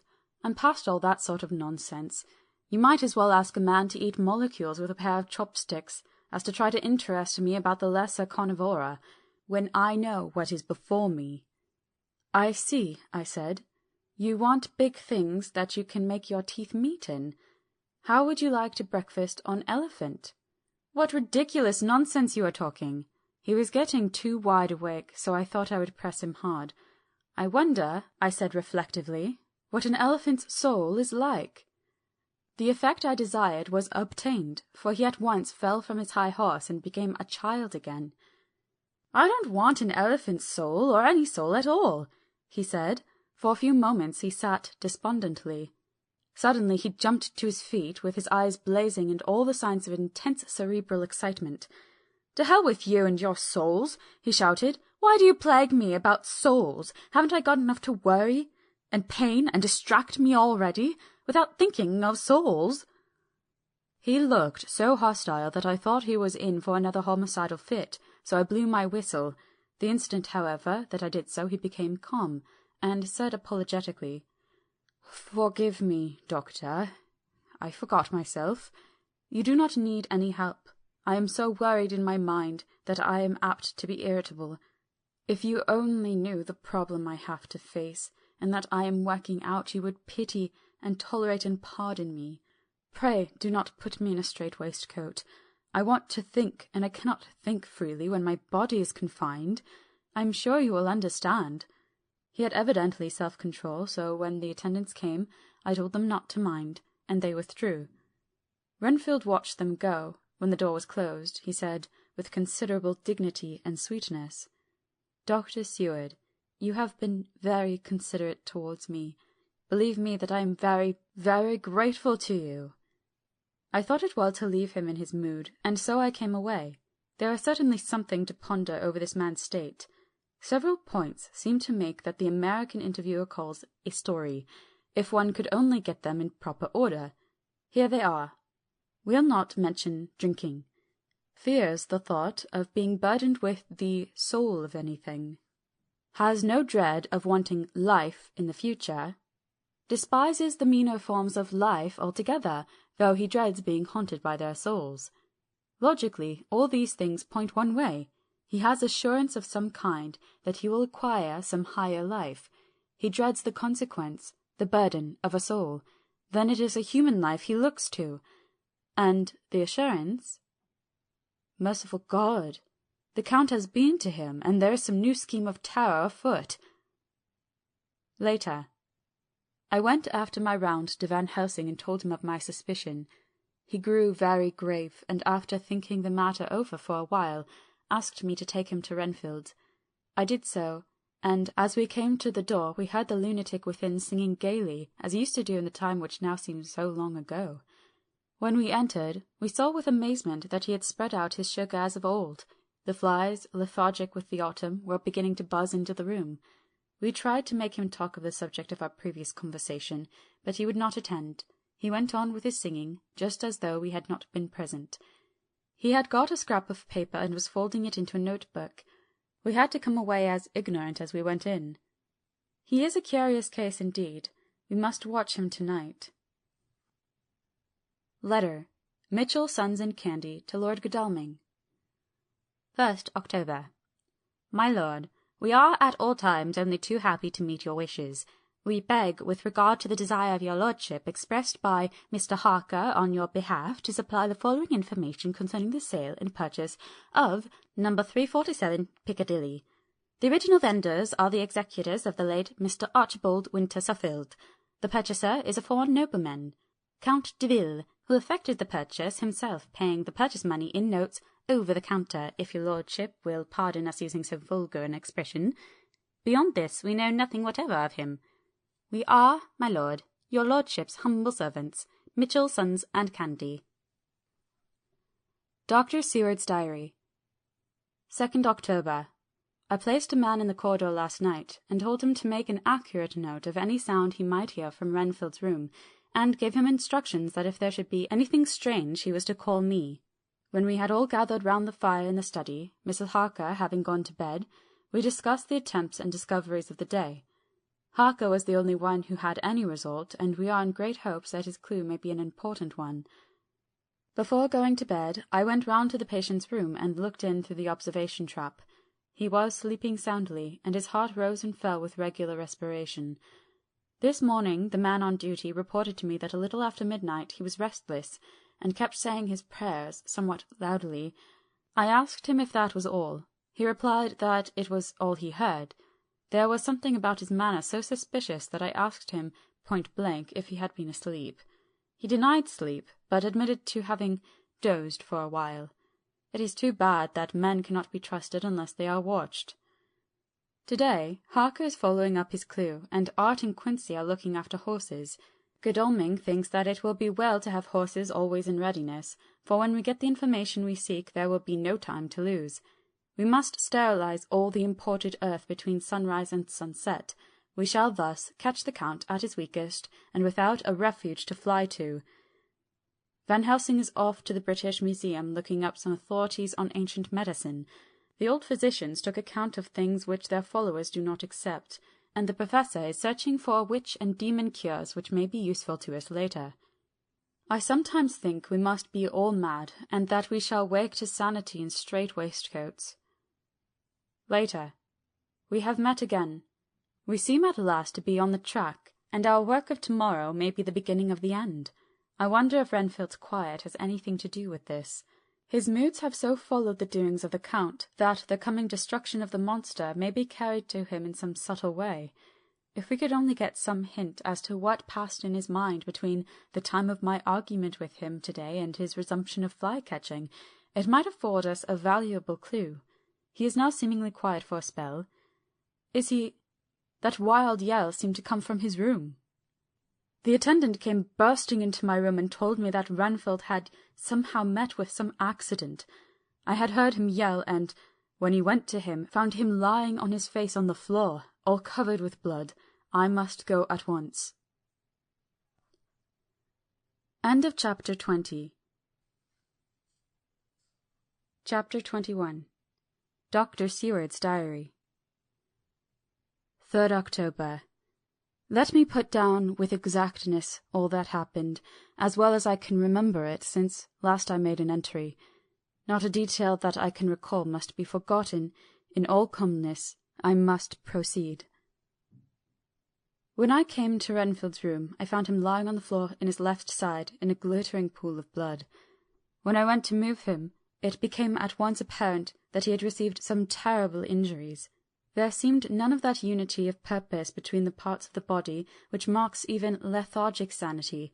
As the face was exposed, I could see that it was horribly bruised, as though it had been beaten against the floor. Indeed, it was from the face wounds that the pool of blood originated. The attendant who was kneeling beside the body said to me as we turned him over, "I think, sir, his back is broken. See, both his right arm and leg and the whole side of his face are paralyzed." How such a thing could have happened puzzled the attendant beyond measure. He seemed quite bewildered, and his brows were gathered in as he said, "I can't understand the two things. He could mark his face like that by beating his own head on the floor. I saw a young woman do it once at the Eversfield Asylum before anyone could lay hands on her. And I suppose he might have broke his neck by falling out of bed if he got in an awkward kink. But for the life of me I can't imagine how the two things occurred. If his back was broke, he couldn't beat his head, and if his face was like that before the fall out of bed, there would be marks of it." I said to him, "Go to Dr. Van Helsing and ask him kindly to come here at once. I want him without an instant's delay." The man ran off, and within a few minutes the professor, in his dressing gown and slippers, appeared. When he saw Renfield on the ground, he looked keenly at him a moment, and then turned to me. I think he recognized my thought in my eyes, for he said very quietly, manifestly for the ears of the attendant, "Ah, a sad accident. He will need very careful watching and much attention. I shall stay with you myself, but I shall first dress myself. If you will remain, I shall in a few minutes join you." The patient was now breathing stertorously, and it was easy to see that he had suffered some terrible injury. Van Helsing returned with extraordinary celerity, bearing with him a surgical case. He had evidently been thinking, and had his mind made up, for almost before he looked at the patient he whispered to me, "Send the attendant away. We must be alone with him when he becomes conscious, after the operation." So I said, "I think that will do now, Simmons. We have done all that we can at present. You had better go your round, and Dr. Van Helsing will operate. Let me know instantly if there be anything unusual anywhere." The man withdrew, and we went into a strict examination of the patient. The wounds of the face were superficial. The real injury was a depressed fracture of the skull, extending right up through the motor area. The professor thought a moment and said, "We must reduce the pressure and get back to normal conditions, as far as can be. The rapidity of the suffusion shows the terrible nature of his injury. The whole motor area seems affected. The suffusion of the brain will increase quickly, so we must trephine at once, or it may be too late." As he was speaking, there was a soft tapping at the door. I went over and opened it, and found in the corridor without Arthur and Quincy in pyjamas and slippers. The former spoke. "I heard your man call up Dr. Van Helsing and tell him of an accident, so I woke Quincy, or rather called for him as he was not asleep. Things are moving too quickly and too strangely for sound sleep for any of us these times. I've been thinking that tomorrow night we'll not see things as they have been. We'll have to look back, and forward a little more than we have done. May we come in?" I nodded, and held the door open till they had entered. Then I closed it again. When Quincy saw the attitude and state of the patient, and noted the horrible pool on the floor, he said softly, "My God! What has happened to him? Poor devil!" I told him briefly, and added that we expected he would recover consciousness after the operation, for a short time at all events. He went at once and sat down on the edge of the bed, with Godalming beside him. We all watched in patience. "We shall wait," said Van Helsing, "just long enough to fix the best spot for trephining, so that we may most quickly and perfectly remove the blood clot, for it is evident that the hemorrhage is increasing." The minutes during which we waited passed with fearful slowness. I had a horrible sinking in my heart, and from Van Helsing's face I gathered that he felt some fear or apprehension as to what was to come. I dreaded the words that Renfield might speak. I was positively afraid to think, but the conviction of what was coming was on me, as I have read of men who have heard the death watch.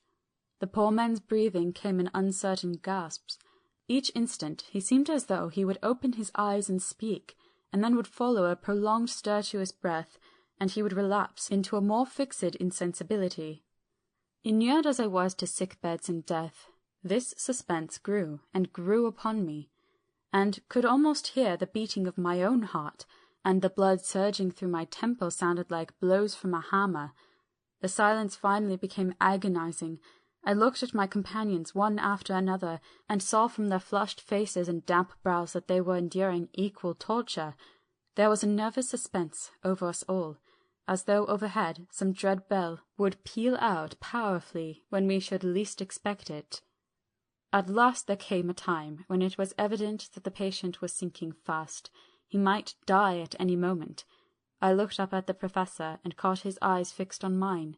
His face was sternly set as he spoke. "There is no time to lose. His words may be worth many lives. I have been thinking so as I stood here. It may be that there is a soul at stake. We shall operate just above the ear." Without another word he made the operation. For a few moments the breathing continued to be stertorous.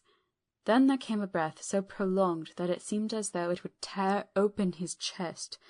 Suddenly his eyes opened and became fixed in a wild, helpless stare. This was continued for a few moments, then it softened into a glad surprise, and from the lips came a sigh of relief. He moved convulsively, and as he did so said, "I'll be quiet, doctor. Tell them to take off the strait-waistcoat. I had a terrible dream, and it has left me so weak that I cannot move. What's wrong with my face? It feels all swollen, and it smarts dreadfully." He tried to turn his head, but even with the effort his eyes seemed to grow glassy again, so I gently put it back. Then Van Helsing said in a quiet, grave tone, "Tell us your dream, Mr. Renfield." As he heard the voice, his face brightened. Through its mutilation he said, "That is Dr. Van Helsing. How good it is of you to be here. Give me some water, my lips are dry, and I shall try to tell you. I dreamed—" He stopped and seemed fainting. I called quietly to Quincy, "The brandy, it is in my study, quick." He flew and returned with a glass, the decanter of brandy, and a carafe of water. We moistened the parched lips, and the patient quickly revived. It seemed, however, that his poor injured brain had been working in the interval, for, when he was quite conscious, he looked at me piercingly with an agonized confusion which I shall never forget, and said, "I must not deceive myself. It was no dream, but all a grim reality." Then his eyes roved around the room. As they caught sight of the two figures sitting patiently on the edge of the bed, he went on, "If I were not sure already, I would know from them." For an instant his eyes closed, not with pain or sleep, but voluntarily, as though he were bringing all his faculties to bear. When he opened them, he said, hurriedly, and with more energy than he had yet displayed, "Quick, doctor, quick! I am dying. I feel that I have but a few minutes, and then I must go back to death, or worse. Wet my lips with brandy again. I have something I must say before I die, or before my poor crushed brain dies anyhow. Thank you. It was that night after you left me when I implored you to let me go away. I couldn't speak then, for I felt my tongue was tied, but I was as sane then, except in that way, as I am now. I was in an agony of despair for a long time after you left me. It seemed hours. Then there came a sudden peace to me. My brain seemed to become cool again, and I realized where I was. I heard the dogs bark behind our house, but not where he was." As he spoke, Van Helsing's eyes never blinked, but his hand came out and met mine and gripped it hard. He did not, however, betray himself. He nodded slightly and said, "Go on," in a low voice. Renfield proceeded. "He came up to the window in the mist, as I had seen him often before, but he was solid then, not a ghost, and his eyes were fierce like a man's when angry. He was laughing with his red mouth.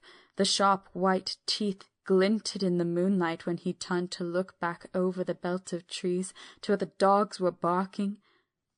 I wouldn't ask him to come in at first, though I knew he wanted to, just as he had wanted all along. Then he began promising me things, not in words, but by doing them." He was interrupted by a word from the professor. "How?"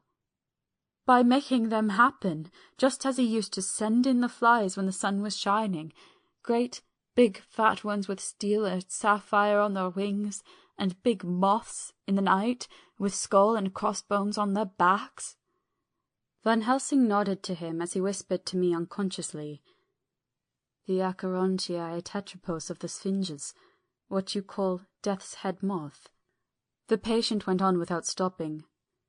Then he began to whisper, "Rats, rats, rats, hundreds, thousands, millions of them, and every one alive, and dogs to eat them, and cats too, all lives, all red blood, with years of life in it, and not merely buzzing flies." I laughed at him, for I wanted to see what he could do. Then the dogs howled, away beyond the dark trees in his house. He beckoned me to the window.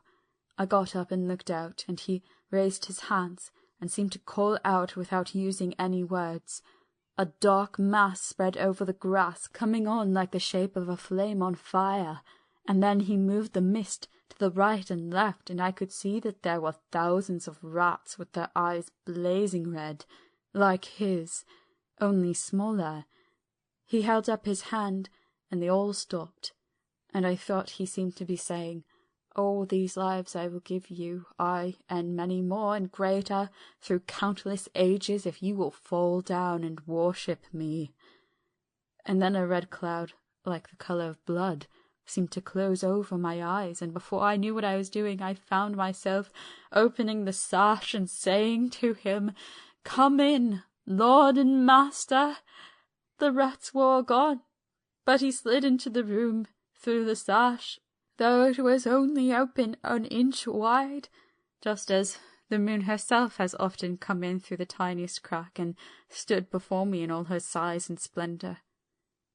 His voice was weaker, so I moistened his lip with the brandy again, and he continued, but it seemed as though his memory had gone on working in the interval, for his story was further advanced.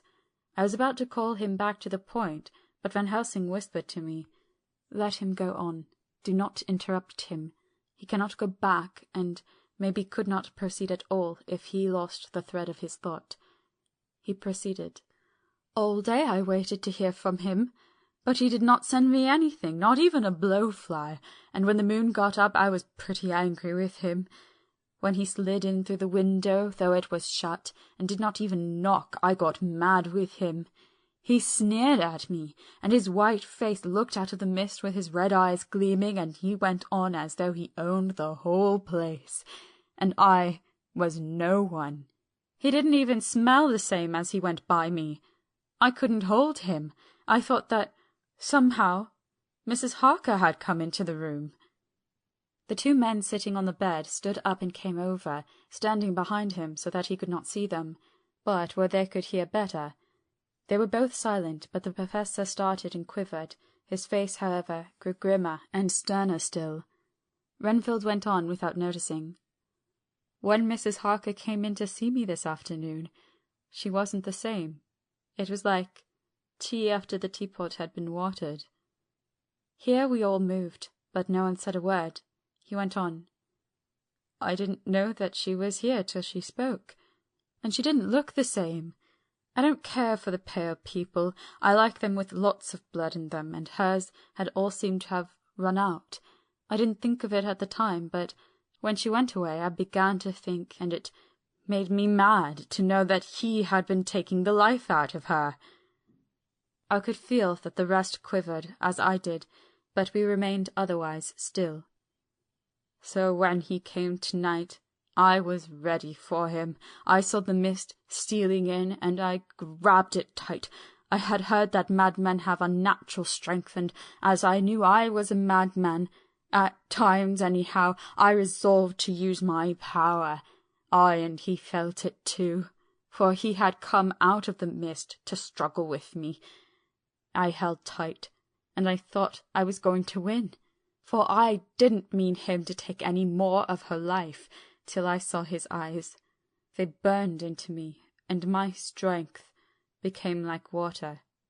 He slipped through it, and when I tried to cling to him, he raised me up and flung me down.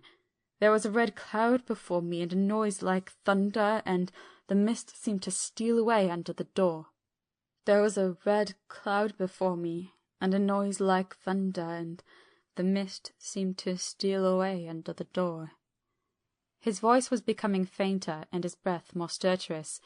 Van Helsing stood up instinctively. "We know the worst now," he said. "He is here, and we know his purpose. It may not be too late. Let us be armed, the same as we were the other night, but lose no time. There is not an instant to spare." There is no need to put our fear, nay, our conviction into words. We shared them in common. We all hurried and took from our rooms the same things that we had when we entered the Count's house. The Professor had his ready, and as we met in the corridor he pointed to them significantly as he said, "They never leave me. They shall not until this unhappy business is over.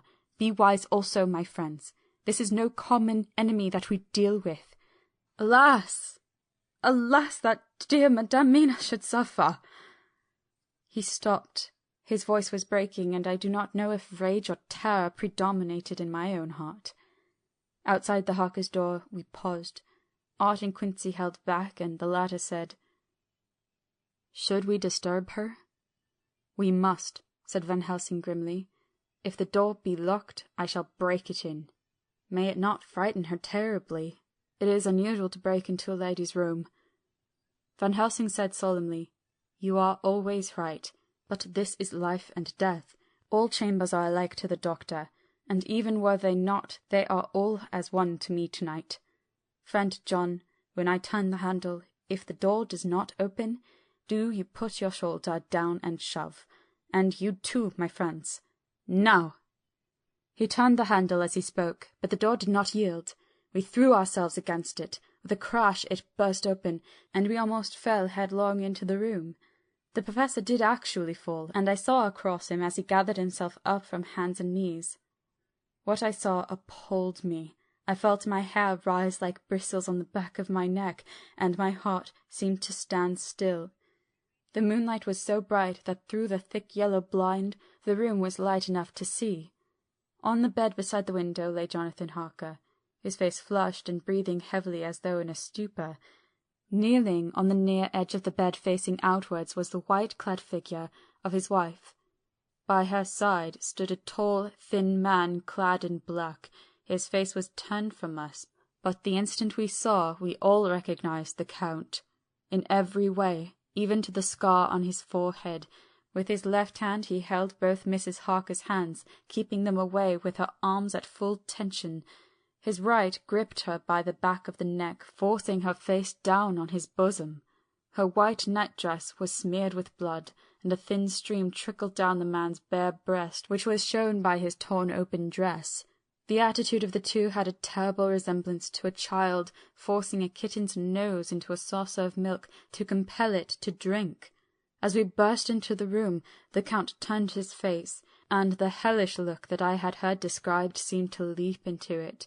His eyes flamed red with devilish passion, the great nostrils of the white aquiline nose opened wide and quivered at the edge, and the white sharp teeth, behind the full lips of the blood-dripping mouth, champed together like those of a wild beast.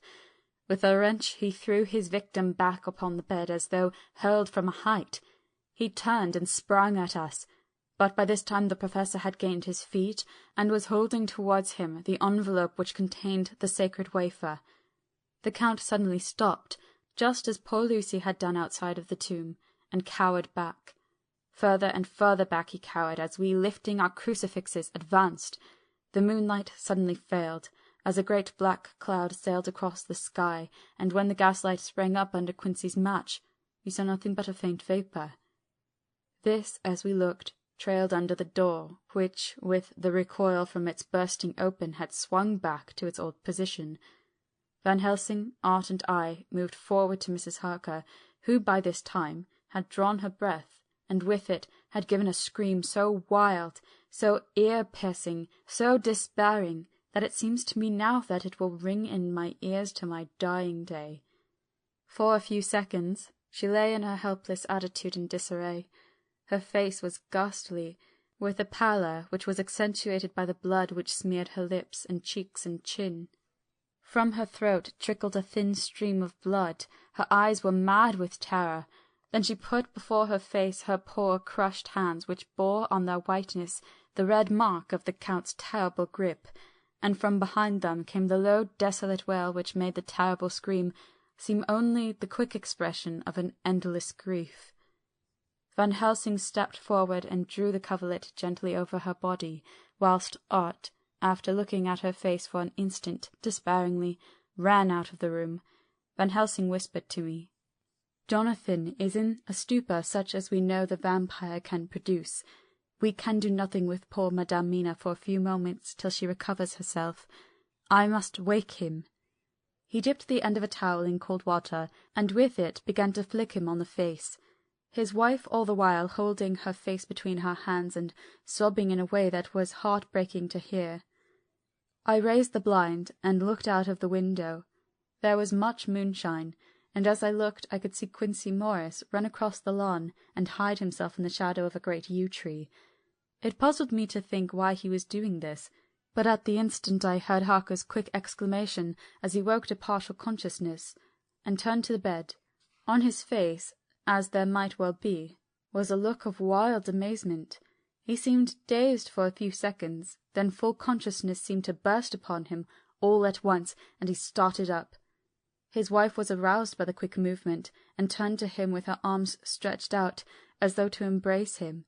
Instantly, however, she drew them in again, and putting her elbows together, held her hands before her face, and shuddered till the bed beneath her shook. "In God's name, what does this mean?" Harker cried out. "Dr. Seward, Dr. Van Helsing, what is it? What has happened? What is wrong? Mina, dear, what is it? What does that blood mean? My God, has it come to this?" And raising himself to his knees, he beat his hands wildly together. "Good God, help us! Help her! Oh, help her!" With a quick movement he jumped from the bed and began to pull on his clothes, all the man in him awake at the need for instant exertion. "What has happened? Tell me all about it," he cried without pausing. "Dr. Van Helsing, you love Mina, I know. Oh, do something to save her! It cannot have gone too far yet. Guard her while I look for him." His wife, through her terror and horror and distress, saw some sure danger to him. Instantly forgetting her own grief, she seized hold of him and cried out, "No, no, Jonathan, you must not leave me. I have suffered enough tonight, God knows, without the dread of his harming you. You must stay with me, stay with these friends who will watch over you." Her expression became frantic as she spoke, and, he yielding to her, she pulled him down sitting on the bedside and clung to him fiercely. Van Helsing and I tried to calm them both. The Professor held up his little golden crucifix and said with wonderful calmness, "Do not fear, my dear. We are here, and whilst this is close to you, no foul thing can approach. You are safe for tonight, and we must be calm and take counsel together." She shuddered and was silent, holding down her head on her husband's breast. When she raised it, his white night-robe was stained with blood where her lips had touched, and where the thin, open wound in her neck had sent forth drops.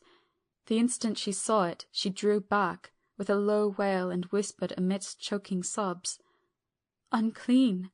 Unclean! I must touch him or kiss him no more.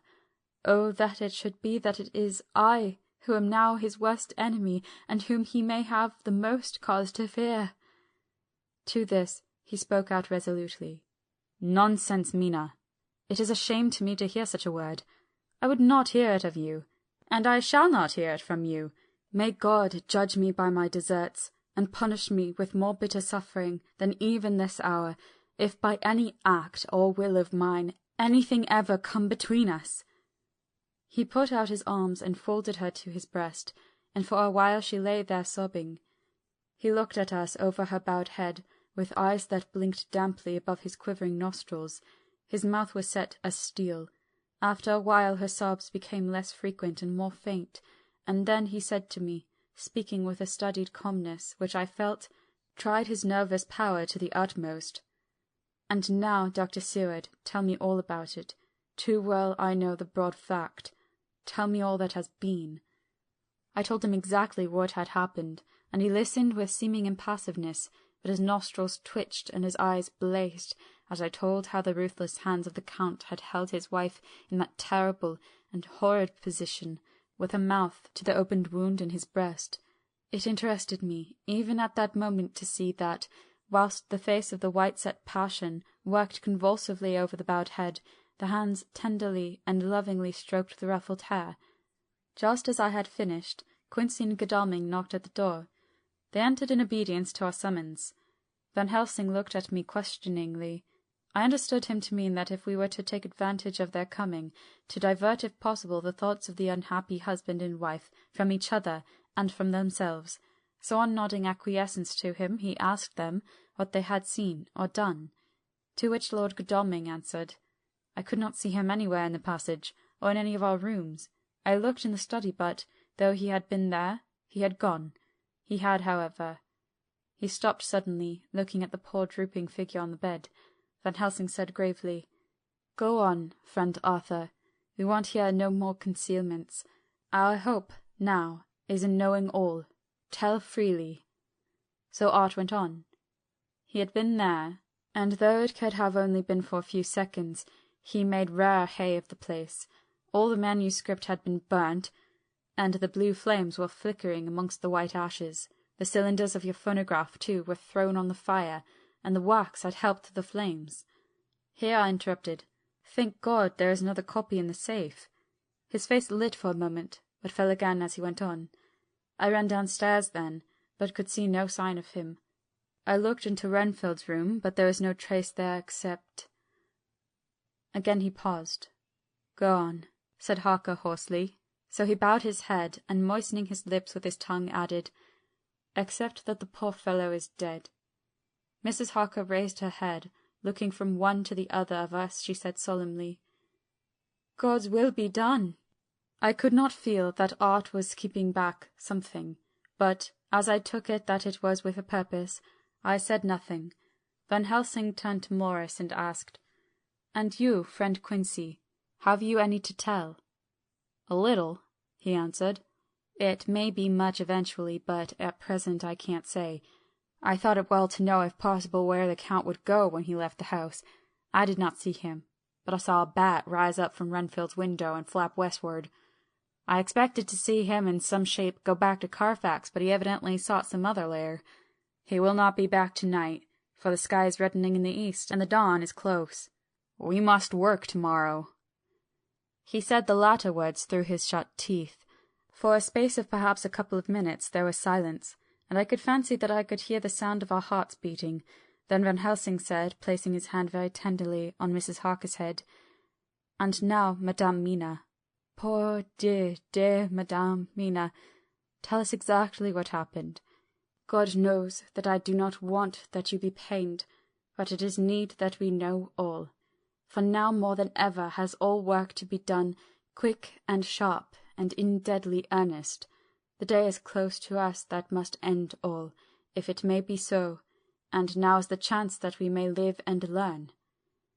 The poor dear lady shivered, and I could see the tension of her nerves as she clasped her husband closer to her and bent her head lower and lower still on his breast. Then she raised her head proudly and held out one hand to Van Helsing, who took it in his, and after stooping and kissing it reverently, held it fast. The other hand was locked in that of her husband, who held his other arm thrown around her protectingly. After a pause in which she was evidently ordering her thoughts, she began. "I took the sleeping draught which you had so kindly given me, but for a long time it did not act. I seemed to become more wakeful, and myriads of horrible fancies began to crowd in upon my mind, all of them connected with death and vampires, with blood and pain and trouble." Her husband involuntarily groaned as she turned to him and said lovingly, "Do not fret, dear. You must be brave and strong, and help me through the horrible task. If you only knew what an effort it is to me to tell of this fearful thing at all, you would know how much I need your help." Well, I saw I must try to help the medicine to its work with my will, if it was to do me any good, so I resolutely set myself to sleep. Sure enough, sleep must soon have come to me, for I remember no more.